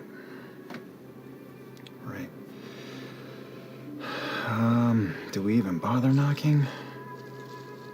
Nope. No? Right? We're just going in? Hell yeah. What if he's home? You're not. Is the gate open? It's not open, right? The outside gate? Can't Is you it Outside gate is closed. Feel Is what? it locked? Something's amiss. Best you can tell, it has like a little padlock on the inside that's kind of latched through. How much gate and fence are we talking about? Does it go like around the property? I can't Goes see around it the in my front of the mind property. space. Just the front. Just the front, kind of like it blocks in kind of the greenery, and it's more of a presentational. So there's no curving around to the side of the building out of view of the street. To each side, it does kind of go into a small kind of walkway, maybe about like a 6 foot wide walkway that leads into the next neighborhood street over, and another building that you can see is buttressed against it on the back side, almost like these two buildings are kind of built, backside to backside, and then face outward. But yeah, you can walk along the sides of it, just these small neighborhood alleys. I'll get us in. Fern, give me a boost. I go invisible. Nice. Can I try to use my telekinetic hand to just see if the padlock is actually hooked or if it's open? Yeah, it's locked. It's kind of. Just throw me over. Give me a boost. Ah! Oh, careful what you grab. Well, I don't know what I'm grabbing here. Just feel your way. Just let your fingers explore. Is it pointy? What is this? Well, you know. Oh, this isn't okay. Well, here you Chutney actually go. carries 3 chisels. Oh no. There's a little on the ground. And I'll go over and I'll use a sleight of hand on the lock.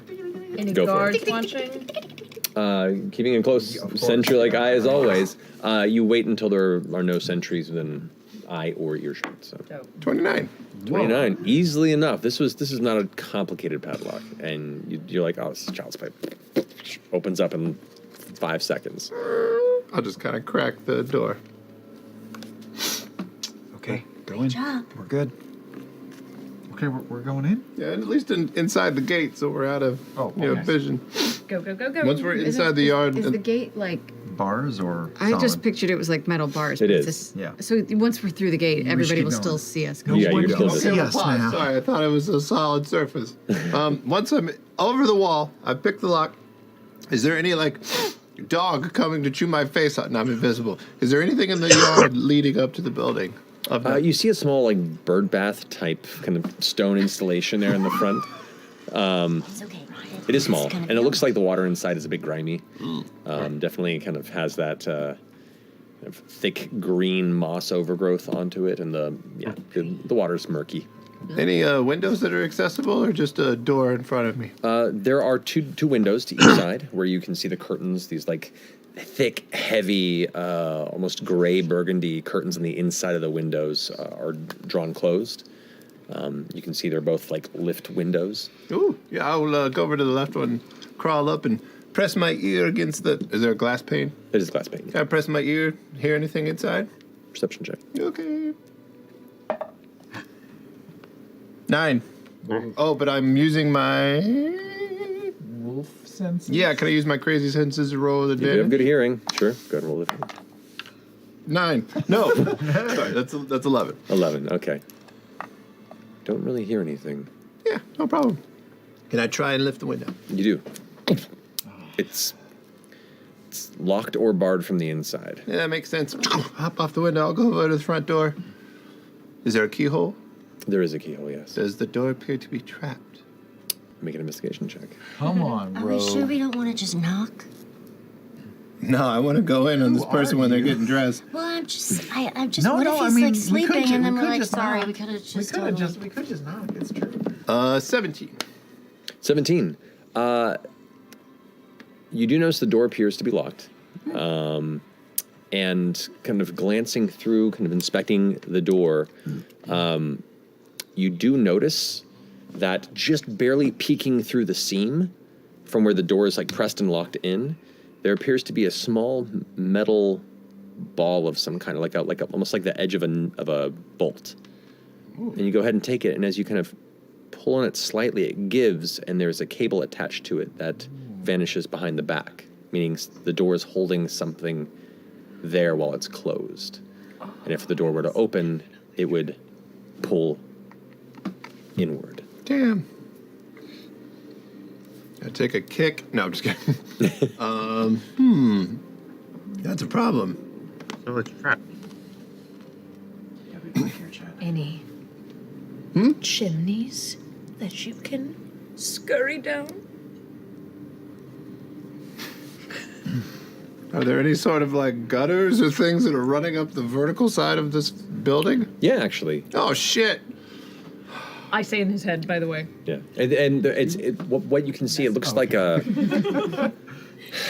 somewhat patinaed, like a dark metal, almost like a somewhat beat up bronze-looking gutter that's set to the far left corner that is kind of pressed against the building, kind of taking on that turquoise patina color that empties out into the garden. You can see all the grass and all the various clustered weeds and such are very vibrantly growing around the base of this from nearby rainfall, just pouring fresh water down into that section. Before I go over to the gutter, I'll just knock on the door and go, Lake Camp Skyport Lounge delivery. Congratulations!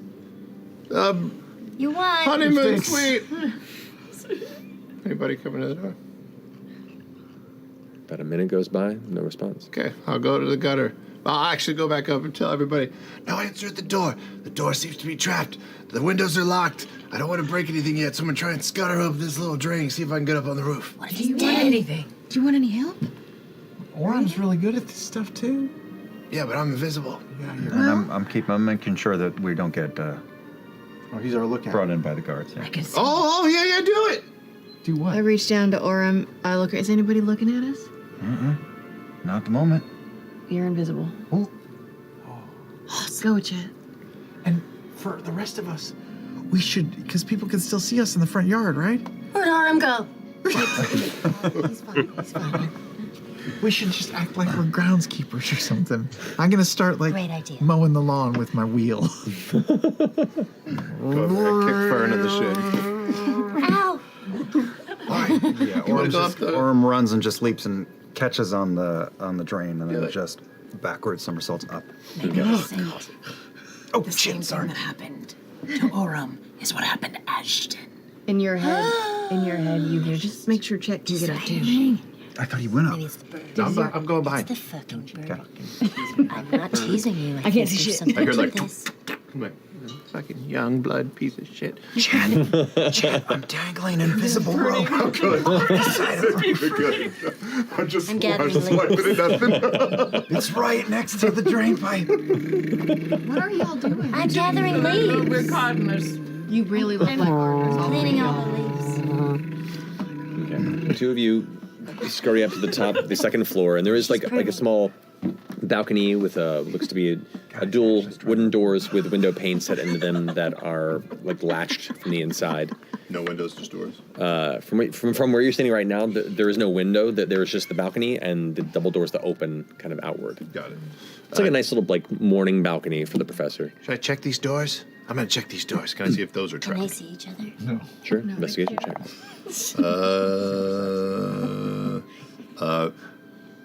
16. Yeah. 16.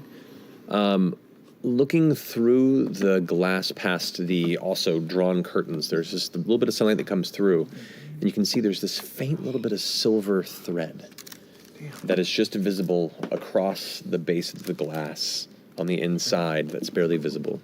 You know what that is? But that's usually put up when they're inside, right?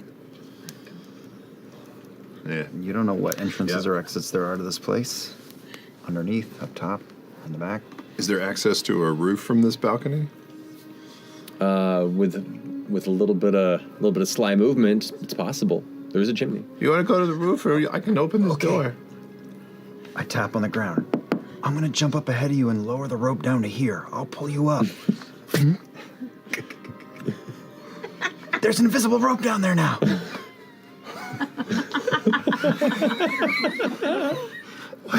How close are you? Am I getting hotter? I barely know where I am. I like the idea that if this campaign was ever turned into an animated series, Is it? this would just be Yep. just like Just a static shot. Make a bird sound or something. Sanjay would be so pleased. Yes. Can I feel around for a rope anywhere? There's no rope. God damn it! Let's see if you can go on without me. Good luck, Horn. Okay, now I'm really gonna lower it down. I'm really lowering it down. Okay. Do you? Yes. Okay. You do find the rope. Oh, thank God. Okay. You're both onto the We just sort of feel each other on the roof. Okay. Okay, grounded. Perfect. Is there a chimney on the roof? There is a chimney on the roof. Is there chimney? There is also, you notice, a pair of sentries that are doing their rounds now through the main road to pass through the front of the neighborhood and the house. Oh, geez. We still have a mental connection, just so you You know. do? Yes. Oh, so I can talk back through your You mental can talk connection? to me. Oh, okay. You might want to find some bushes or something quickly because the guard's coming back around. Walk away. Let's four walk away. Is there a Just walk. Can we walk just around walk. the back of the house? Is there a way around the back? We're of the Not from the front. You have to go Stay on outside of the front and then go along the alley outside and of the the gate and side. just kind of walk away. Oh, okay.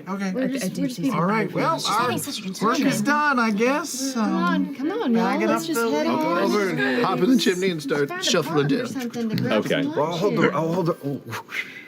hold the rope. Okay. You were born for this. I was.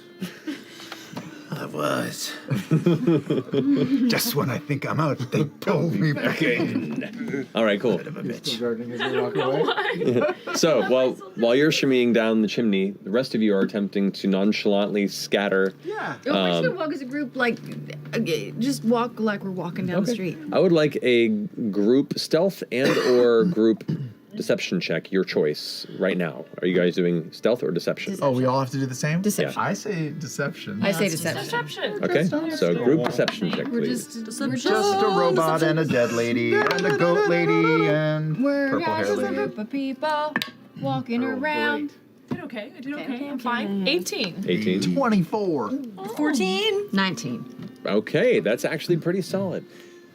As the sentries approach, kind of walking by, their helmets with kind of the scalp points on them. One of them with like a big, thick, orcish jaw with a really awesome looking like jeweled ring that's put through one of the tusks on the side, kind of glances over. You can see like the sentries that are assigned to this area are fairly well dressed to kind of match the aesthetic of the neighborhood. And the one that kind of gives you a nod as you pass by, kind of accepting your presence, though a little perturbed by yours, but continues on. You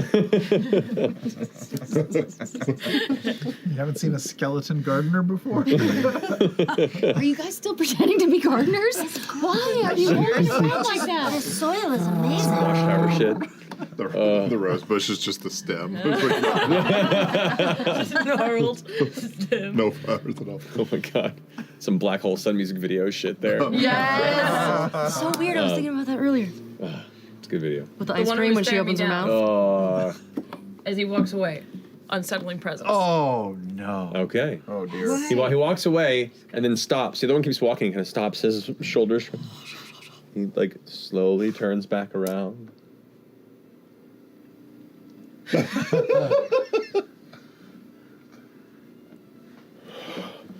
Just like goes and scurries to catch up with the other one. So fun. I just love it so much. It's so great. I can't help it. Do you guys continue keeping out and about, or do you begin to return to the house? Yeah, you just walk Um, around. Okay. Talk about While how we're beautiful doing this it little is. stroll, can I sense shithead? Oh, yeah, that's right. You're hexed. Yeah, for any distance, right? For what? How far and how long? I It's don't 8 know, hours. For 8 hours Which is you can, for forever. I believe that is correct. Maintain my concentration. Hang on, wait, where was it? Oh god. I think they've all found out there's been a mistake. What does it mean? It says up to It an doesn't hour. say. I don't know if this is the full spell. Okay. No, with Hex. So Hex doesn't necessarily tell you where they are. The Hex just is maintained on them. Oh, it's not like Hunter's Mark. That's what I was I knew it! I knew it! Is different. Yeah. But it's called the same But it's a thing. curse. Hex and Hunter's Mark have the I same can't. name. Can I like? It's so sense it? weird. That's weird. No. No. Unfortunately, that's kind of what makes Hunter's Mark really useful too. Do you sense it? But here's the note. Coast is clear. Good. If you manage to encounter Shithead again in the next 8 hours, 7 hours now, they'll still be hexed. Good use of a curse on it. But how much is necrotic? But hexes does necrotic damage. Right.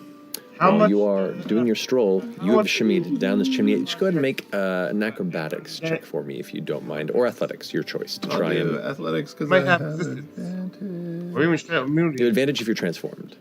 Oh, yep. Ignore that part. This doesn't seem like garden variety. 24. 24 without issue, especially with the aid of Orm's invisible rope. You head through the chimney.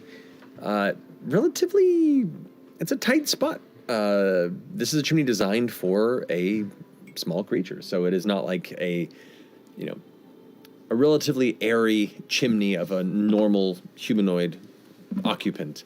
But you do manage to squeeze through, and you head down into the interior of the top room. This chimney actually attaches to a fireplace that is within what looks to be the main bedroom upstairs. So as you kind of stumble out, you kind of step over the metallic hold with some charred wood that has been left there and unburned for quite some time. And on the inside, it's a quaint little sleeping space. There's a little bed there with blankets that like they have been kind of pulled off or open at least and haven't been tucked or put away.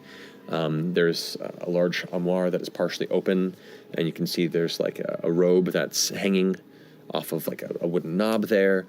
It looks to be a bathing basin off near one of the other far windows to the backside, and there's a staircase that descends to the bottom floor. Quick smell and a listen on the inside. Anything? Make a perception check with advantage. You also see the doorway that opens to the balcony. 11. 11. Doorway that opens to the balcony. Yeah, the double doors that open up out to the balcony. And looking back, you can see from the side, that silver thread is lined all the way around the room, past the window on the back side, past the door that enters this chamber, and the staircase where it is. It's like right across the threshold of the staircase as well. Oh, shit. But nothing in particular, nothing's catching your attention. Coast is clear. Did you say mostly fear? Yeah. Oh no. Come on down. Maybe I should wait. And can you let the others in first? Yeah. I'll try that. I hear a bird cooing. I step out into the bedroom. I notice that wire going everywhere.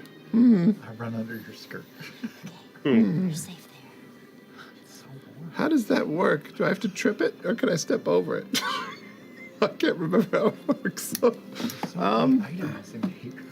looks like a tripwire. It's like a fucking thrift store under her shirt. But because we're on the second floor and this is the bedroom, can I? Is there a desk, an armoire, anything that looks like an area of study for this guy? Yeah, I mean, it looks like there's a small side table. You don't see a particular desk in this room necessarily, but there is a side table beyond the edge of the bed. I'm going to go over to the doorway that leads downstairs. I see the tripwire. I'm going to step over it. Okay. Does anything happen? Well, you notice it's less of a tripwire, and more that it's just kind of laid across the ground.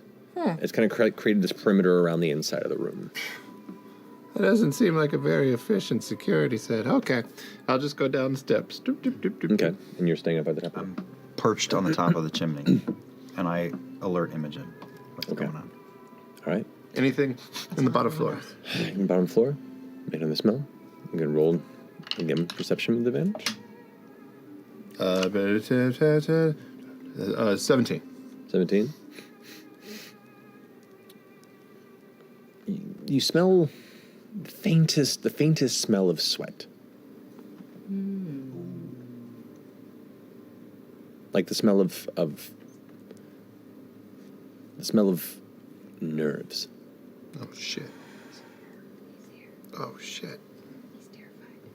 Oh no. But I don't see anything, right? No.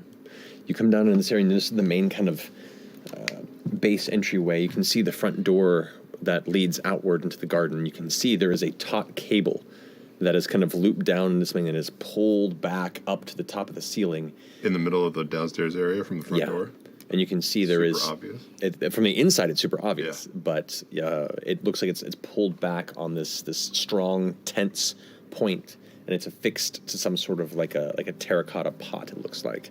Holy shit. Maybe about that large or so, that's just kind of hanging right there with the wire attached and wrapped around it. Nerves, sweat. You see there's like a small kitchen kind of behind and to the left of the staircase you came down. There is a desk, like an actual like prominent writing desk that is to the right of the front door that has like a roll-top desk that's closed currently and appears to be locked or has a keyhole in it. The interior here is decorated nicely, but there's not a lot of iconography. There's not like portraits or paintings. There's just kind of small collectibles, little like clay sculptures and stone chiseled bits. There are some modest bookshelves that contain small books, ledgers, tomes. I'm gonna oh god. Okay, I'm gonna move down into the bottom floor. I'm trying to actually get eyes on this person that's probably hiding somewhere in here since he's on the defensive. I'll move through, staying wary of the line in the pot, which seems more like a warning system. It would open, that would crash and like give a sound. Possibly. From its You can, if construction. you want to make an investigation check to really kind of figure out how it functions. Yeah, I'll do that. 18. 18. So you look, the cord, it's on some sort of a ratcheted device that's affixed to the ceiling. Kind of not very well constructed, but functional enough, where it looks like there's just a lot of tensile strength between the door and that. Where it would become loose, it would almost reverse and send the pot swinging towards the door, but it would hit the ground and shatter before it reached the door. Oh, that's worse. That's worse. Fuck. Okay. And is the cord going up to the pot? Is it wire, rope? From what I can tell, it looks to be a very thin wire. Boy, this is just no good. We just want to talk to this guy, right? Fuck. Very intense. I'm just going to keep walking through the room. Do I see anyone hiding in the... I'm checking the corners. I'm looking next to the furniture. I'm also just keeping an eye on where my feet go that move silently in my boots. Okay. Make a perception check for your visual sweep of the interior. Just a single. Single, because it's just for your eyes. 15. 15. You glance around here, and there is, a few dust bunnies behind some of the bits of furniture, around the sides of the curtains where they hit the floor. You don't see any, feet dangling beneath pieces of furniture in the gaps. You don't see any places where a person might hide in an alcove. Yeah, this entryway seems to be pretty clear from your vision. How's that smell of sweat? Stronger? If you haven't moved from this main entryway, I've moved in a little bit. Moved in a bit. I mean, it seems how it was before.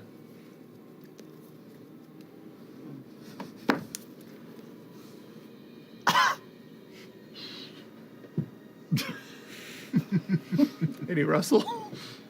Trying to give them the flu? No. It's a slow victory that matters. Chipping them down one at a time. No wrestling. Nothing. What's this fucking professor's name? Ebenald Kai. Ebenald Kai. Professor Kai? Yeah. Professor Kai?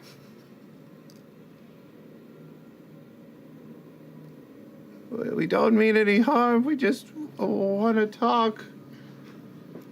No offense, but I can smell you.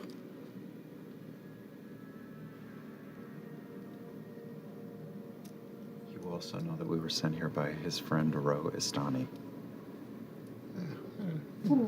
Yeah. We were also sent here by your friend, Master Istani. Nothing. That lingering old smell of recent sweat, it's there, but it's not super strong or pungent. Okay. I'll go over to the front door to where the cord's coming down. Is there an actual hand crank that might lower might release the tension on the wire? There is a small crank, but it is locked in position. You could try and pull the pin that maintains the tension and control, if you want to, control the descent. Yeah, I'm doing that. Okay. You can make it's just a dexterity check for me. Go ahead and roll a dexterity. A D20 plus your dexterity modifier. Come on. 5. Oh.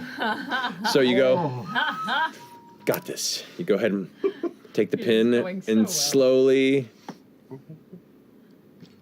ding, it winds up fast. Oh shit. And right as you turn around, you see where the cable pulls back this way, the pot swings right towards you. Make a dexterity saving throw for me. I feel like Joe Pesci right now. There's no boy. It's Yep. you. 18. 18. You jump back out of the way, and the pot just kind of past your face before it hits the ground and smashes. This black tar-like substance spills up across the ground and the doorway, and kind of just fills about an 8 by 10 foot area right at the entranceway here. And as it kind of you see it kind of settles and then kind of sets. Like a glue. Any movement once that all that happens? Any footsteps, movement, anything? Make a perception check. What kind of professor is he again? Professor. 18. No, sorry. 14. 14. No movement. Okay. No movement here in the entryway. The window. I'll go over to the window. Can I find the lock for the window? Indeed, and you do see that there are these metal pipes that have been kind of cut off, sawed at some point to be placed on top of the window and keep them from pulling up. Can I pull them out and lift? Yep. Is there something to press or hold, or if I let go of the window? If you let go, the window will come down. Of course. I mean, you can put the wedge underneath and hold it there. Okay. Hey, come to the window. We're on a walk. Which I mean, one? we were on our way back. Would we be back by then? Can I see anybody outside? I feel like you did a lap around the block. What the fuck? Shit! But Orem heard that, Yeah. so I can tell you're at the window down below. So I will speak to Imogen. I think we got a window open. Oh. And it looks like, is it clear at the moment? Looks to be at the moment, okay. I think you guys can head back. Great. What did he say? Chet got a window open. All right, should we get it? Yeah, I think so. I haven't finished mowing the lawn I yet, think though. it's o- I I still think have it's half the fine. lawn to go. What do I do with these? I'm just going. No, to Find a put in green my bin. bag. This is great. All these leaves? Leaves can be very useful. They can make a good bed for future planting. Okay. I'm so far ahead of them. Okay. I checked the trashy scribble. Trashy ball. Okay. Trashy ball check. Nothing. All right. Trushy ball change. Trushy ball change. Trushy ball change. Oh, wait, where's the lap, feet? Trushy ball change. I Super Mario down to the window.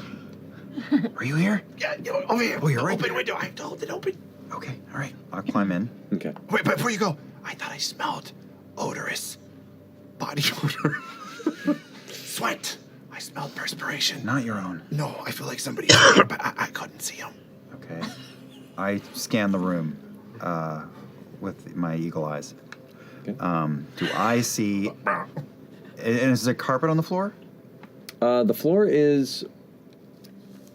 The floor in here is mostly hardwood here in the entryway. Nice. There is some small carpeted area kind of on the threshold of the kitchen, and there's a little bit of carpet area off into kind of the sitting area around where the roll-top desk sits. Okay, I'm gonna scan the everything I see and then go to and roll that rug back. Okay, so make a perception check. Okay. Nice. Natural 20. For a total of? For a 29. 29. What do your halfling eyes see? All right, so looking through this chamber, you don't see any movement. You don't see any particular signs of anybody standing or hiding throughout the interior here. You can see the desk. The desk itself does appear to be latched It looks like there is a. Usually, when you see like a small, you can see where like the latch itself is turned. With that high enough roll, you can literally look at it and be like, "Oh, that's locked." But that's all you see. Okay, and what about? Or you feel confident that nothing's hiding in this room. Okay, and is there anything under the rug? Is there a trapdoor of any kind? Anything like that? You go over and pull back the rug that's by the desk. Yep. No, it's just more the wooden floor. Okay. So the most distinct features are this desk that's locked. You talked about like bookshelves. Mm-hmm. I guess while they're coming in, and I'm still invisible, I'm gonna start looking for any like hidden doors or anything beyond just. Oh, be careful. There's a silver wire upstairs around the master bedroom. Okay. Well, I'll stay down here for now. Primary bedroom. So now I'll investigate. I'll go beyond perception. Okay, so you're going to investigate the entryway? Yeah. Okay. That's balls. That's 11. 11. Okay, looking around here, you don't see any like trap doors, hidden pathways here in the entryway, around the base of the stairs, around the desk. Nothing that seems to pull your attention specifically. The upstairs and the kitchen, and that's primarily, from what you can see from the outside of the house, that's about it. Okay. Are we here yet? By about say about now, you guys have returned, and you can see one of the windows is now kind of. It's just kind of going. Oh, we're just holding Over it. here. Oh, This way. Go in, can you give me a boost? Yeah. Oh, here, Chet. Immovable rod. Click, click. Oh, That's a great idea. Yeah. I'm going in. Oh. You do it. It's like,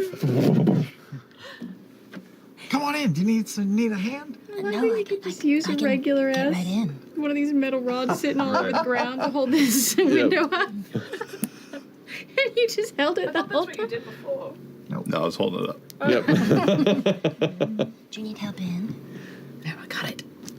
Oh, it's just the flexibility. It's gorgeous. It's amazing, right? Okay.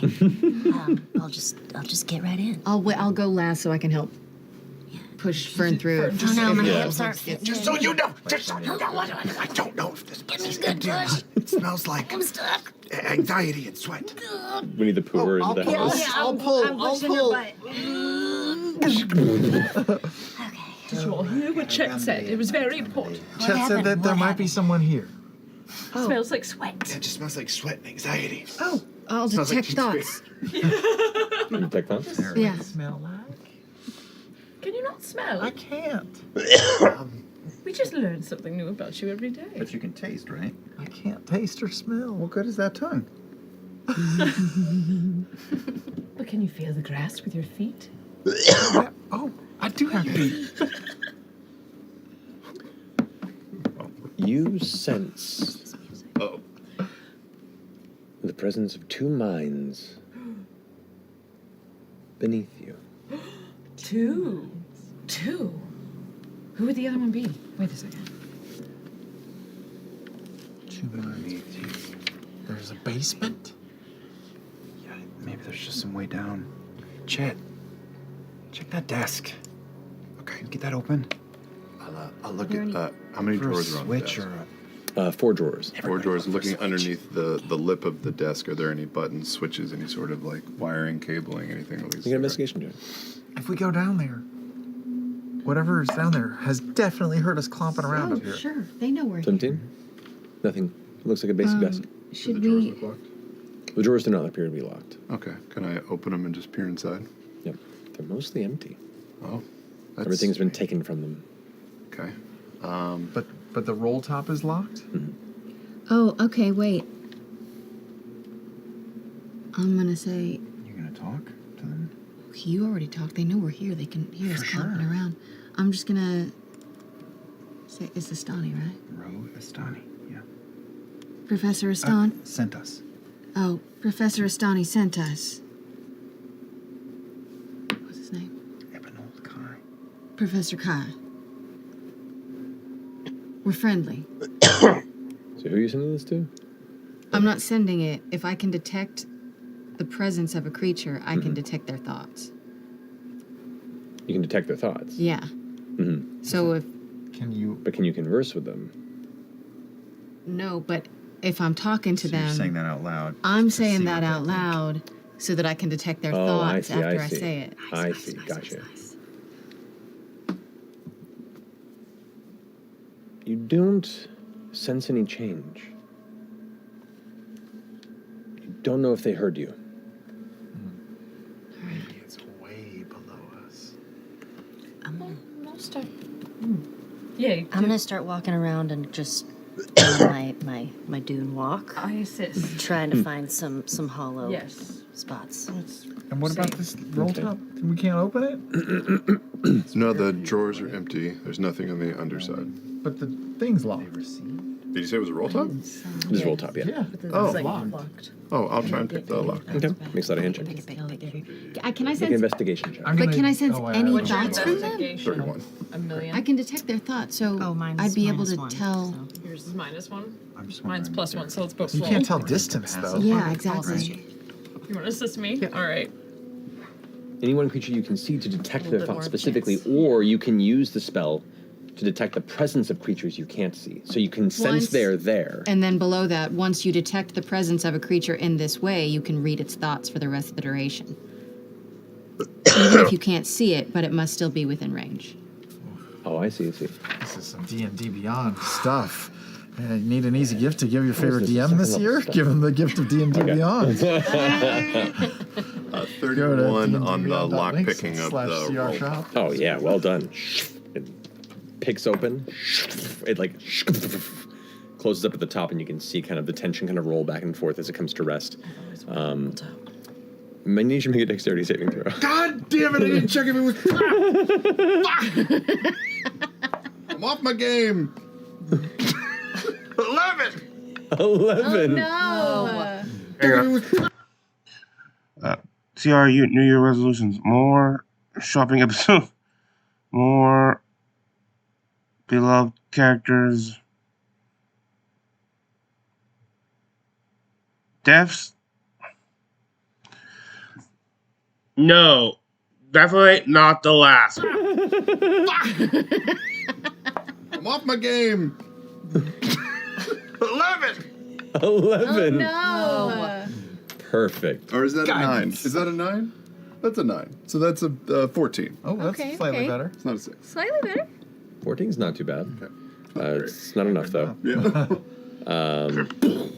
So, as the desk slides open, there is like a small column of material that looks like similar, like I want to say like a concrete tube of some kind.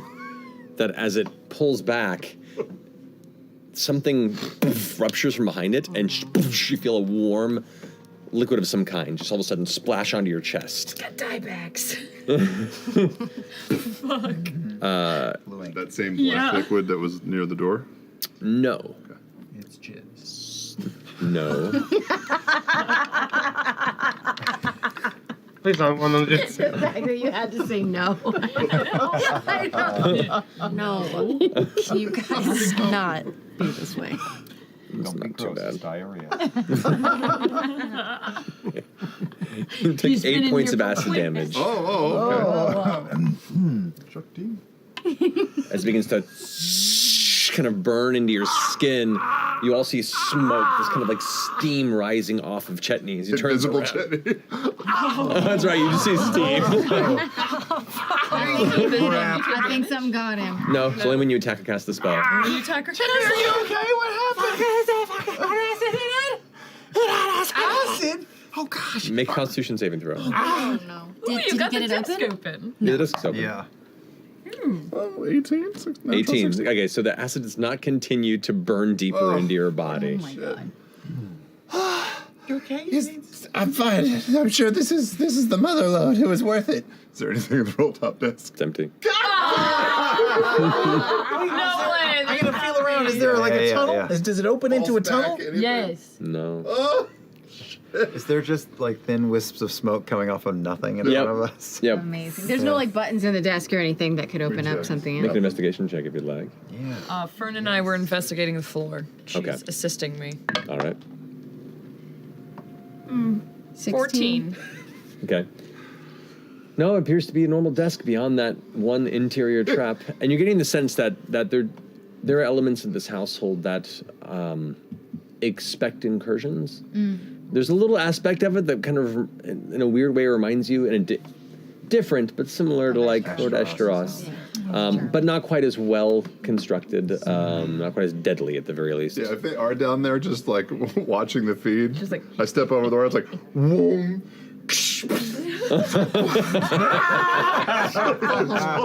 Feathers. Oh, they're micro machines on the floor. But checking the floor, there doesn't appear to be a slab or some sort of a measure of harder substance, and you're not catching any sort of hollow sound. So it's not like a hollow right beneath the wood floor. There is an actual floor surface beneath. And the room we're in covers the entire floor plan of the house, or there's other rooms? No, they're just in the entryway, and then there's where the desk is, which is kind of like a writing nook, and then there's the kitchen, and then there's the stairs that lead up into the bedroom upstairs. I haven't gone to the What kitchen. about under the stairs? Under the stairs is good. You know how sometimes people are under there? I'm gonna go. What? Under the stairs? Are there really people old in there? reference. Who wants to go to the kitchen? I'll go to the kitchen. Who's going to the stairs? I'm gonna go into the stairs. Amazing. As soon as I get in the kitchen, I'm getting as much cooking supplies as I can and popping them in the backpack. Okay, you can do that. Yeah, you walk in here. It's a quaint kitchen. There's antique. Put them in the backpack. Okay, you can do that. Yeah, you walk in here. It's a quaint kitchen. There's antique. I get out. You can see they have like another cable similar to what that trap was made from, but it's kind of hanging from two parts of the ceiling, and there are all manner of pots and spoons and ladles all just kind of hanging from it. They've all kind of slid to the center and gathered, and those can all just hanging on hooks. You can pull them off pretty easy. Baking trays, and some flour, some lots of baking stuff. Definitely plenty of that. And you're making noise going through here and gathering cooking supplies. Ding, ding, ding, ding, ding. And I look at the spice cabinet. You just see like there's a washing basin. There's what looks to be like 12 dirty bowls that are just kind of stacked and uncleaned off to the side. That's service for 12. Well, unless you're just really lazy and you don't wash. You're just quickly surviving. Maybe it's a sign of them just coming up and down really quick. I keep looking for doors and shit after reading the spice cabinet. So you read the spice cabinet and make an investigation or perception check. You Your know, choice. Travis and I, we have a lot of cups. So, I mean, I don't think you were judging by that. You would think we wash them. You don't We leave have an 12 absurd dirty amount bowls. of coffee mugs, you guys. I collect mugs. I know, but you don't leave 12 of them dirty. No. 15. You look around the room, and there's the wall beyond where kind of the kettle is set, where there's the washing basin. Then there's the closet where the spices and like the flour and other elements are kind of hidden. And then to the side of that, there is kind of facing back in towards like the wall that faces where under the stairs would be, essentially. There's a painting hanging on the wall, and you kind of watch the texture of the stone that the wall is comprised of kind of just ever so faintly shift at a certain point. Almost like there's the seam where the stones are set, and one bit of the stone is a little bit further forward than the other. I mean, it's pretty thin. There's nothing. I mean, you can't get your fingers in there. F.C.G. What? Does this seem off to you? I take the painting? I mean, What is the painting of? The painting looks like it's a delightful sailboat on the Barrel Sea. You can see it has this kind of early morning color to it, like just post to sunrise. You know, it's like bright orange and like vibrant yellow with the blue-green sea beneath it. It does seem off. The shading is I very agree. pedestrian. I know. They could have And the done a brush little bit more strokes like are reflection on just sort of the sea. sloppy. And But maybe this confirms he's a boat person. So maybe Corral. Oh, that's Maybe they could, But look at this. But I'm gonna lift off the painting. Okay. It's the wall. But do you see this? Do you see this? Does What? this look weird to you? I'm gonna try to reach through it. It's stone. But you see that there's like a seam from ceiling to floor there, and the stone on that kind of where that portion of the wood wall is placed in is a little bit forward comparison to the rest. The wall behind the painting? Yeah. As a little... Okay, move the painting away. Okay, all right. We're gonna push the... Oh, sorry. I'll wait till you're done. There's so much stuff in this. I'll just put it in the sink behind the books. That's where painting should go. Yes. I'm gonna push against the wall and see if it opens. It does not move. I'm gonna pull the seam. Okay, you kind of pull the seam best you can.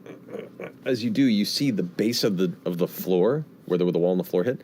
The wall seems to shift upward a little bit.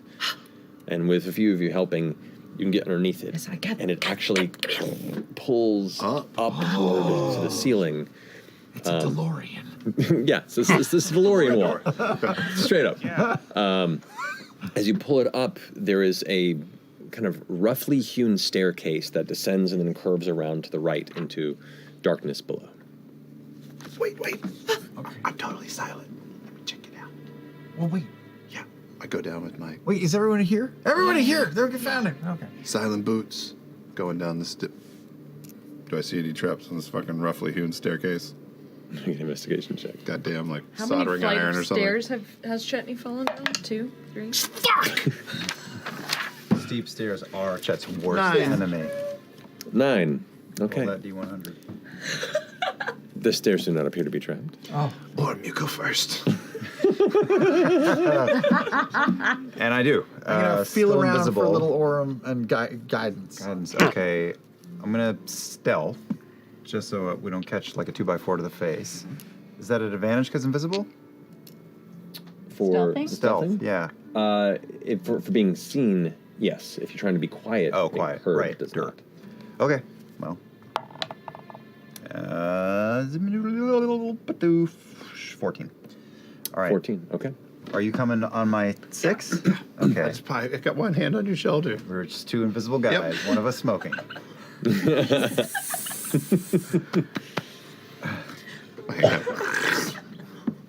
The two of you descend down. Do both of you have dark vision? You do.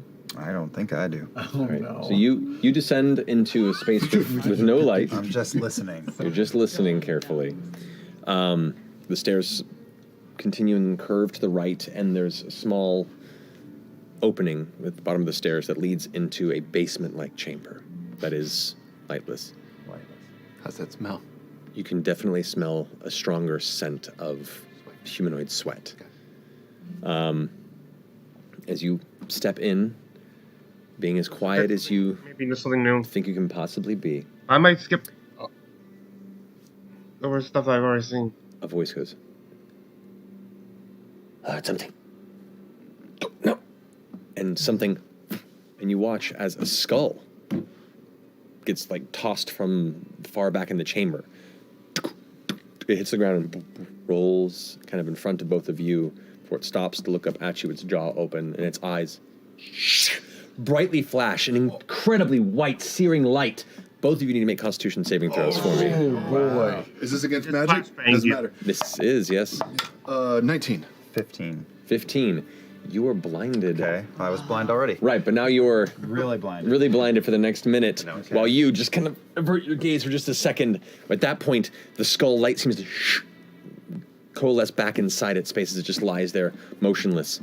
As soon as that happens, a sense of fright comes over you. And as long as you are blinded, you are also considered frightened. Okay, so I can't go any closer to the skull? Or Towards, yeah, so towards the anything? skull's right there in front of you, and you are like unable to kind of step into the room proper at the moment until you manage to shrug it off. Oh man, Chet. Oh man, oh man, oh man, oh man, oh man. While this is happening, you kind of look up at the direction where it came from. You can see two figures. One of them there was a table back there, goes and kind of shoves it over onto its side to form a barricade kind of right in front of the door past where the skull is. What are you going to do? Everybody get down here. We are friends of... Who the fuck are we friends If of? one of you is Ebenold Kai, please don't kill us. We've come a very long way from the Heartmore Hamlet. We were sent by Ro Istani. Make a persuasion check as you hear them both quickly whispering, and one of them is like pulling something out and reading it rapidly in front of them. 17. Perception check, you said? Mm-hmm. Natural 20. Whoa! Yes! Yes! There it is. Okay. We're coming down. All right, so the rest of you are starting to like gather down the steps. As you're clouding behind, you're giving your speech out loud. You can see them nervously, kind of one has you don't see anything. Yeah. You're just kind of shouting out, and your quivering voice here in the middle of the dark space beneath. Are you bringing a light source with you? I'll turn on my eyes as light. Yeah. I have dark vision. If I dancing lights it, it'll drop his invisibility. So Yeah, I'll just turn on lights. Go off, FCG. I got high beams on. Okay. As your lights come in here and you finish this plea, you see as the table's impacted, one of them is currently like quickly reading from a scroll. They look like they have like a pair of goggles or glasses over there, and they're like reading as the other one. You see what looks to be a half-elven woman is in the process of reading the scroll, kind of thick black shoulder-length hair, and is just feverishly reading past as what looks to be a male halfling in his older years, is mostly balding, kind of a gray, brown, wavy mop of hair over kind of a ruddy brown complexion, is currently kind of looking over. Wait, someone said my name. Yes. Oh, hello. Hello, we're friends. Professor Ka? Stop reading that thing. The woman finishes reading, the scroll burns, and you can see suddenly this dark corner of the room, as you all bring your own light in, the far corner begins to alight in its own right. What you can see now is a large circle, about a 10-foot by 10-foot circle on the ground of various glyphs and symbols. Begins to brighten up. Are they gonna teleport? And as it does, you can see the woman goes, now. No, And runs into the circle. She I get it vanishes. You go running in as well? Yes! Ebenol goes, ah! He runs into it and vanishes. I go too. All right, this is... We got 6 seconds, right? You got 6 seconds for everyone to follow behind. Are Let's you all fucking rushing go. in? Yeah. Yeah. No, I'm not going that way. I'm not going that way. Anyway, I just yank him. Make a contestant strength checks. I'm afraid. Yeah, I know, you can't go in there. I'm gonna help. You're I'm wild. gonna have 3 feet. I'm gonna help you. We're both doing it. All right, so advantage. So with you're it. way Or you got stronger. an advantage, or you both roll separately. You roll. I don't know if I'm stronger than you. You've got to be stronger than me. I'm definitely not. Oh my God. Okay. Come on. Jesus Christ. But I'm No. also super weak, Yeah, so so it's contested. Come on. No, I rolled a 6. Okay. I rolled a 3, so it's a 3. Wow. Okay. Team Tiddlywinks over here. In the brief minutes, as the rest of your team is vanishing, just praying and diving into whatever this strange ritualed circle is in the middle of the room, as its energy begins to slowly fade before it closes, you begin just screaming as they drag you over the skull, and you run towards the back end of this room before you rush into the circle just as the final throws of its magical instrument begin to fade, vanishing in a flash of light. That's where we're going to go to break. Oh, where are we going? What if we're going to the moon? I'm so excited. Yes, that's where we're going. I don't know. What if they just took us straight back to Drusar? Oh my god. We'll find out shortly. But in the interim, we're going to go to break. We'll see you back here in a few minutes. Hang tight. Just gonna check to see anything new. Oh, this is for the new card game.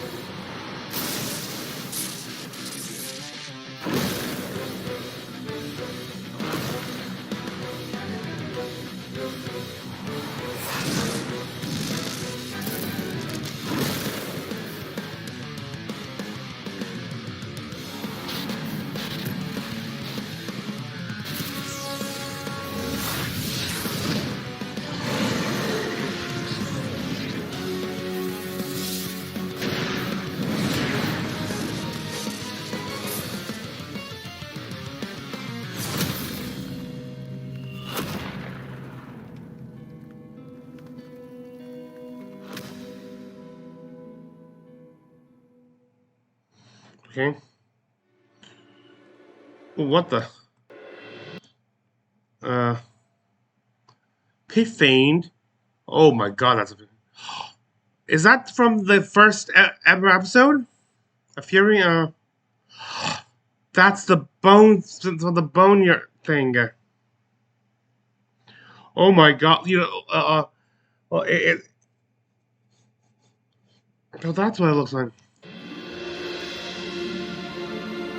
That's the artificial Naga, multi-headed Naga thing that... And that's the, again, like, technical thing that they wrote for, made by Kavarn in the first arc of the show. I don't know what that is. Attacking together.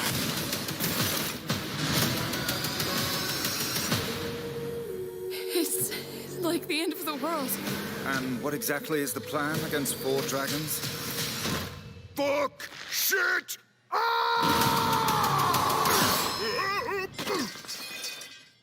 Uh-oh. This is gonna be fun. Okay, I've seen this. Very flammable. Write down the gods. Find them to defend. Okay, I've seen it already reacted. It's the look at thing. Anything new? Hey critters, Laura Bailey here to guide you through what's new in the Critical Role shop. It's the little things in Yeah, life. think of this. Ooh. Style should never be a And downside, nah, darling. no. Doesn't come I mean, the Traveler always says impulse purchases are a good decision. You need this? You probably need this. You're only like 5 clicks away right now. You see all the stuff? Be honest, I'm surprised I didn't get that for Christmas by my sister. The sweater thing.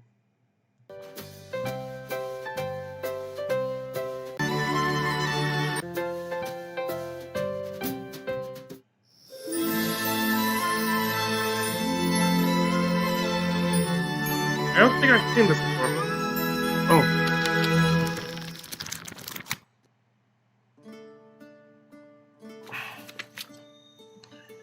Oh. Hello! Welcome to Crit Recap Animated. I'm the Critical Role lore keeper, Danny Carr, and I'm here to tell you the story of Campaign 3. Now, let's meet our adventurers. Okay, this should be... I think I saw this already, but here. Imogen Timmelt is a cordial human sorcerer with a fierce heart, but whose powerful psychic powers come with an endless barrage of other people's thoughts. Not to mention the dreams of that terrifying Red Storm. Can't forget that.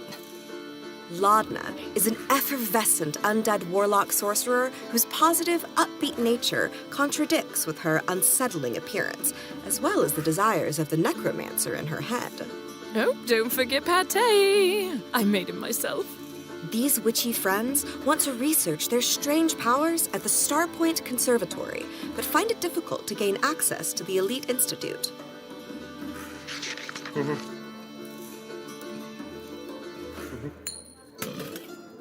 Ashton Greymore is a grouchy Earth Genasi barbarian with Chaos Force literally holding their body together. He prefers to fight his way out of problems, though their debt isn't so easily beaten. Rich people don't like to be robbed, apparently. I know, it's weird. Fresh Cut Grass, or F.C.G for short, is a cheerful automaton cleric and amateur therapist who just wants to lend a helpful hand. Or Soblit, should that attachment be required. Let's talk about our problems together. Oh, no, they have These the two middle. became friends after F.C.G's former adventuring party was mysteriously killed on a mission. Ashton protects F.C.G in Drusar, and F.C.G helps Ashton with their, well, everything.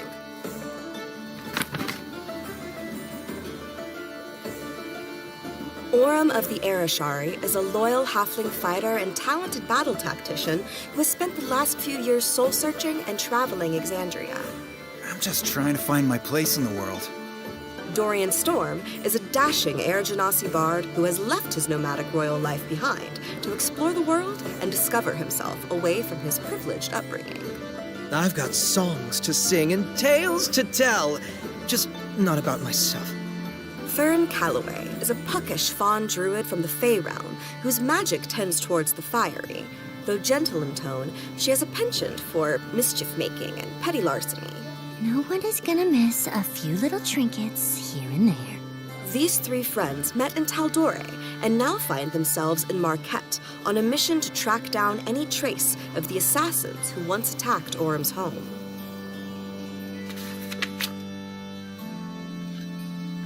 Chetney Poc-O-Pea is a sneaky gnome blood hunter, enjoying his newfound ability to shift into a werewolf, while still making time for his passion of woodworking. Now that's wood only, you hear? None of this metal crap. Though each comes from a different background, different continent, or even a different realm, these individual threads draw ever and ever closer to destiny.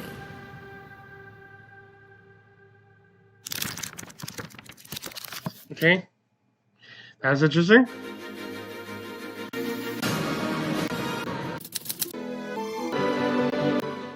Holly Mistletoe thought today. Oh, I've seen this one time. Well, with that, I'm going to say that part 1 is done. With that, a lot more reacting than I thought, and I did not know that at the end of the last episode that was F.C.G's frickin' bird. But anyway, thank you for joining me. This is Freemariamentra, Elven YouTuber, and I wish you a Merry Christmas, a Happy New Year, and good fortune on the quest of life.